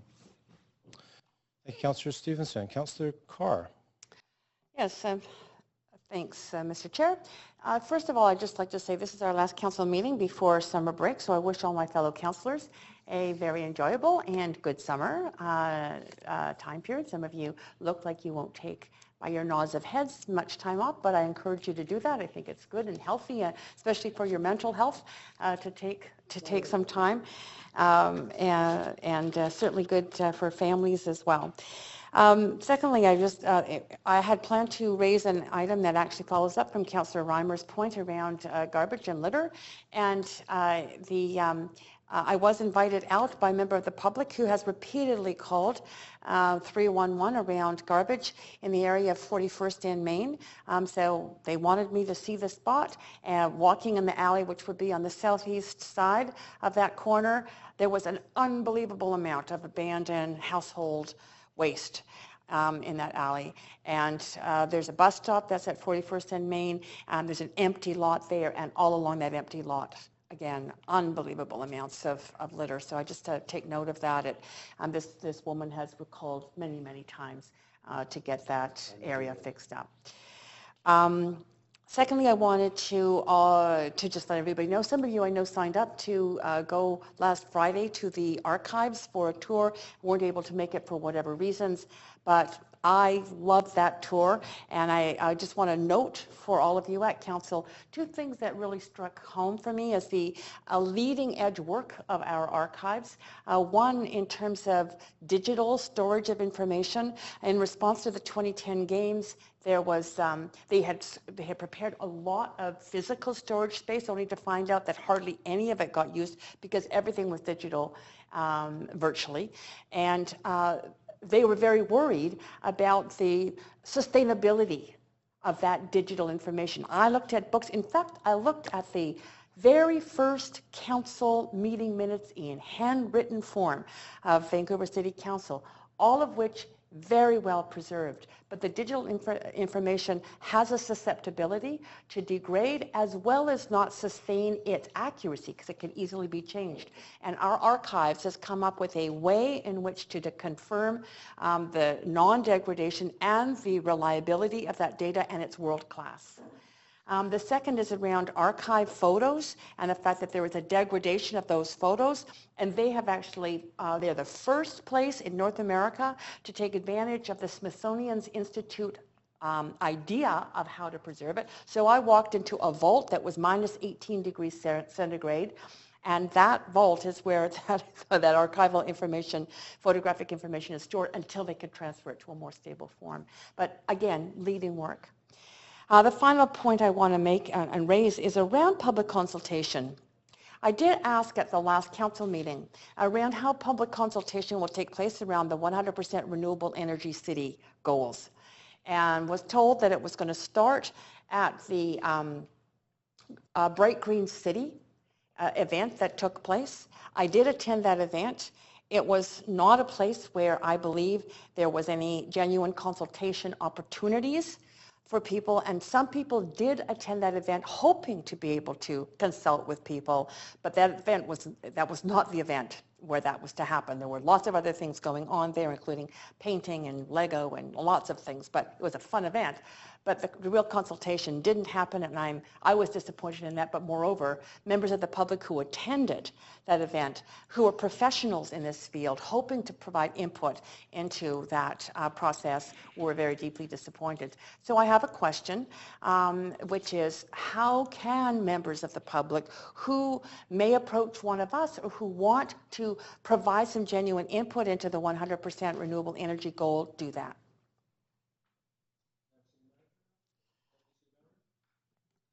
Thanks for the question. And we did hear a lot of positive comments from the launch event from the members of the public that were there. So I'm disappointed to hear that there were members that engaged with you that didn't feel there was an opportunity to contribute. But that was the launch of a summer of activity to be engaging with the public over the refresh of the Greenest City Action Plan, as you know, and including in that the 100% renewable energy goal. So there would be activities throughout the summer, smaller activities for technical experts, such as the gentleman that you referenced to me earlier, and I'd be happy to connect him in, but then also opportunities for people to engage in line and in person. So perhaps what we could do, Council, is outline those activities for you again in an email to you so that you can forward them to members of the public that do reach out. I'd appreciate that. Thanks very much. Thank you, and thanks for attending the event. Thank you. Next we have Councillor Jang. Thank you very much, Mr. Sorry, Chair. just before you start, Councillor Jang, I just want to remind Councillor Carr, this may not be our last council meeting. We have a reserve next week. We have Tuesday, Wednesday, and Thursday held in your calendars. It's supposed to be at least, and if not, then, you know, just to remind council that you're not free yet. Okay, Councillor Jang. Okay, I'm not free yet. That's what happened when I got married. A couple things. First of all, on the garbage issue, I too have been contacted by some members of the public, but generally it seems to be summertime. I noticed a park near my home, near Kingsway and Earls, that was just overflowing with garbage. People were putting it in the bins, but I guess because it was the hot weather, it didn't get picked up, or there was just such a huge volume before our crews got to it. So I think, you know, I guess the question is, do we increase our pickups in the summertime? We have more public usage of our facilities because it was pretty full. I'm seeing nods here, so that's great. But that's just one to keep an eye on. And one of the water fountains in the downtown east side was busted and was spewing out water on the weekend when I drove by. So I think that might have been addressed by engineering, but just in case, we don't want to waste water, but it's not functional for folks to drink out of. Madam City Manager. Yeah, thanks very much, Mr. Chair. So, councillors, you know, if you do notice anything like that in your travels around the city, please phone 311. That's the easiest thing to do. Tell them you're councillor, and you know that'll get right through. I mean, it gets right through anyway, but I think we want to hear from you. I phone 311 if I'm going along and find something like that happening. So we really want to hear about those things so we can get right on them. Okay, great, thank you very much. I was hands-free. I was in my car. I didn't have my hands-free there, so. The other thing I wanted to talk about, pull over. I think last council I'd mentioned the passing of Master Wong Toa, who was quite a figure in the Chinese community. And this past week was his memorial service.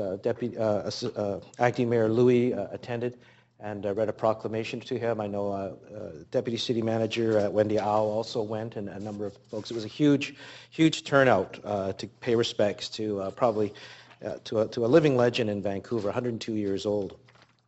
What was interesting was that, I've been talking to the children as well, and I know that Wendy Au had been talking to the wife, but, in 2012, we gave Master Wong Toa the Civic Merit Award. And according to some of the stories I've heard over the last few days, he cared very greatly for that award. In fact, he wore it everywhere he went. And in 2013, he actually lost the award, and he was so upset. He couldn't sleep for a week, according to his wife. He turned the apartment upside down looking for it, and Wendy managed to get him another one. And he was so happy about that he designed his own lanyard to make sure he wouldn't lose it again. And I also heard from a number of family folks as well that when he went to hospital in mid-June, he was 102 years old, so he was having difficulty remembering people, remembering his own family members. But the one thing he did remember was the award. And he said, the only thing I really want right now is for his wife to bring the award to the hospital bed. And so she did. And he was so proud of that I think it was noted that in his final sleep, he was proudly wearing his award when he was when he was interned. So I just wanted to relate that story that, the Civic Merit Award we did the right thing as a council. Here's a guy who came from China, worked 15 years in a low-income paying job, working night shifts, cleaning the Bayshore Inn kitchen. And all the while, nobody knew that he was a master of Cantonese opera. But he continued to work at it, train folks. The younger generation wasn't interested. But nevertheless, now, as it turns out, because of many of his advocacy, his work in that field, that Vancouver has now become the second place in the world besides Hong Kong, Guangzhou, for Cantonese opera. So it's no longer a dying art, but lives right here in Vancouver. And I'm very glad that all of us supported that award, because it had to be a unanimous decision of council. I just wanted to relate that story. So, on possibly our last meeting of council, that we go away knowing that we really did change somebody's life and had an impact in Vancouver. Thank you. Thank you, Councillor Jang. And yes, I did have the responsibility to attend the funeral service for Master Wong To. And it was I think, both a sad but happy occasion for many to remember a life well spent, and I think very deserved of the Civic Merit Award that we granted him. The family was very appreciative and of the Civic Merit Award, of course, but also appreciative of the fact that we had declared last Friday, or July 17th, the Wong To Day in Vancouver in recognition of his service as well. That, just to add some additional information in regards to what Councillor Jang had said, Master Wong To was a very accomplished musician in Hong Kong, that he had no reason to come to Canada. And oftentimes he would be questioned by many of his peers on why he would make such a move, such a large move. And the response was always crystal clear. He did it for his children. And his children spoke, and his grandchildren spoke eloquently, and at the service, reminding us why we do the things that we do. And he, I think, epitomized that concept of sacrifice for future generations. So it was good that we were able to honor him both during his life, and honor him also at his funeral service as well. I do have a couple of things that I would like to give information on. Last Wednesday, or 2 Wednesdays ago, I did travel to Ottawa, to Victoria to meet with the provincial local government ministers from provinces across Canada and the territories. Had some good discussions in regards to our collective challenges with providing service and providing for our citizens, for Canadians across our country.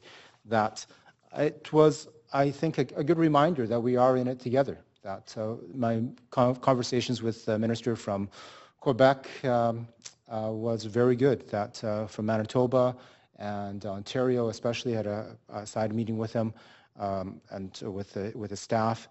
Gave me, I think, a good reminder of how we do need to work more closely together at all orders of government, and that we, I think, made some progress in making the offer through the Federation of Canadian Municipalities to work closely with them going forward as well. So this is, I think, was a positive meeting that we hope will yield many more results. They are as we are, interested in this next federal election as well. And I expect that they will be actively participating in some form at the election itself. A question to City Manager or Deputy City Manager, perhaps, on contaminated soil. I've received an inquiry from a resident that is distraught as a result of contamination migrating off of an old gas station across, apparently, our city road and entering onto their property. And I was at a loss to explain what supports we might provide or have available to our residents when this type of migration of contamination has occurred, and to give them that level of, because they have no idea what to do, and whether or not we'd be able to support them in some fashion to address the situation. Madam City Manager. Yeah, thanks, Mr. Chair. So it's a complex area, as you know, Councillor. The statutory requirement is that any property owner who suffers the impact of migrating contamination has the ability to go back to the source of that contamination, who under the statute is legally liable for the costs of dealing with that contamination. The involvement of a city street, we have the same ability. If somebody contaminates our street, we have the same ability. There are some issues related to flow through of our streets onto other property. But I think we have a center of excellence in real estate and facilities. Jennifer Mewbury, who's our sort of senior public official with the expertise in this whole area. So through 311, if they want to phone 311 and ask for the senior official for soil contamination, they will be put right through to her office. And she can provide some advice in terms of what can be done. Okay. Thank you for that. Lastly, a bit of good news for those of you that are baseball fans. South Vancouver is hosting the provincial championship for majors. These are 11 and 12-year-olds that are competing to become the provincial champions, who will then in turn go off to the Canadians and then go on hopefully to represent Canada at Williamsport. If you're interested, their games go off at noon, 3 and 6 this week. So those are my points of announcement for today. I will now entertain a motion to adjourn. Moved and seconded. All in favor? Any opposed? That carries. We will convene in camera, let's say at 1:15. Give a bit of time for lunch, and then we'll move to in camera directly after that. Thank you, everyone.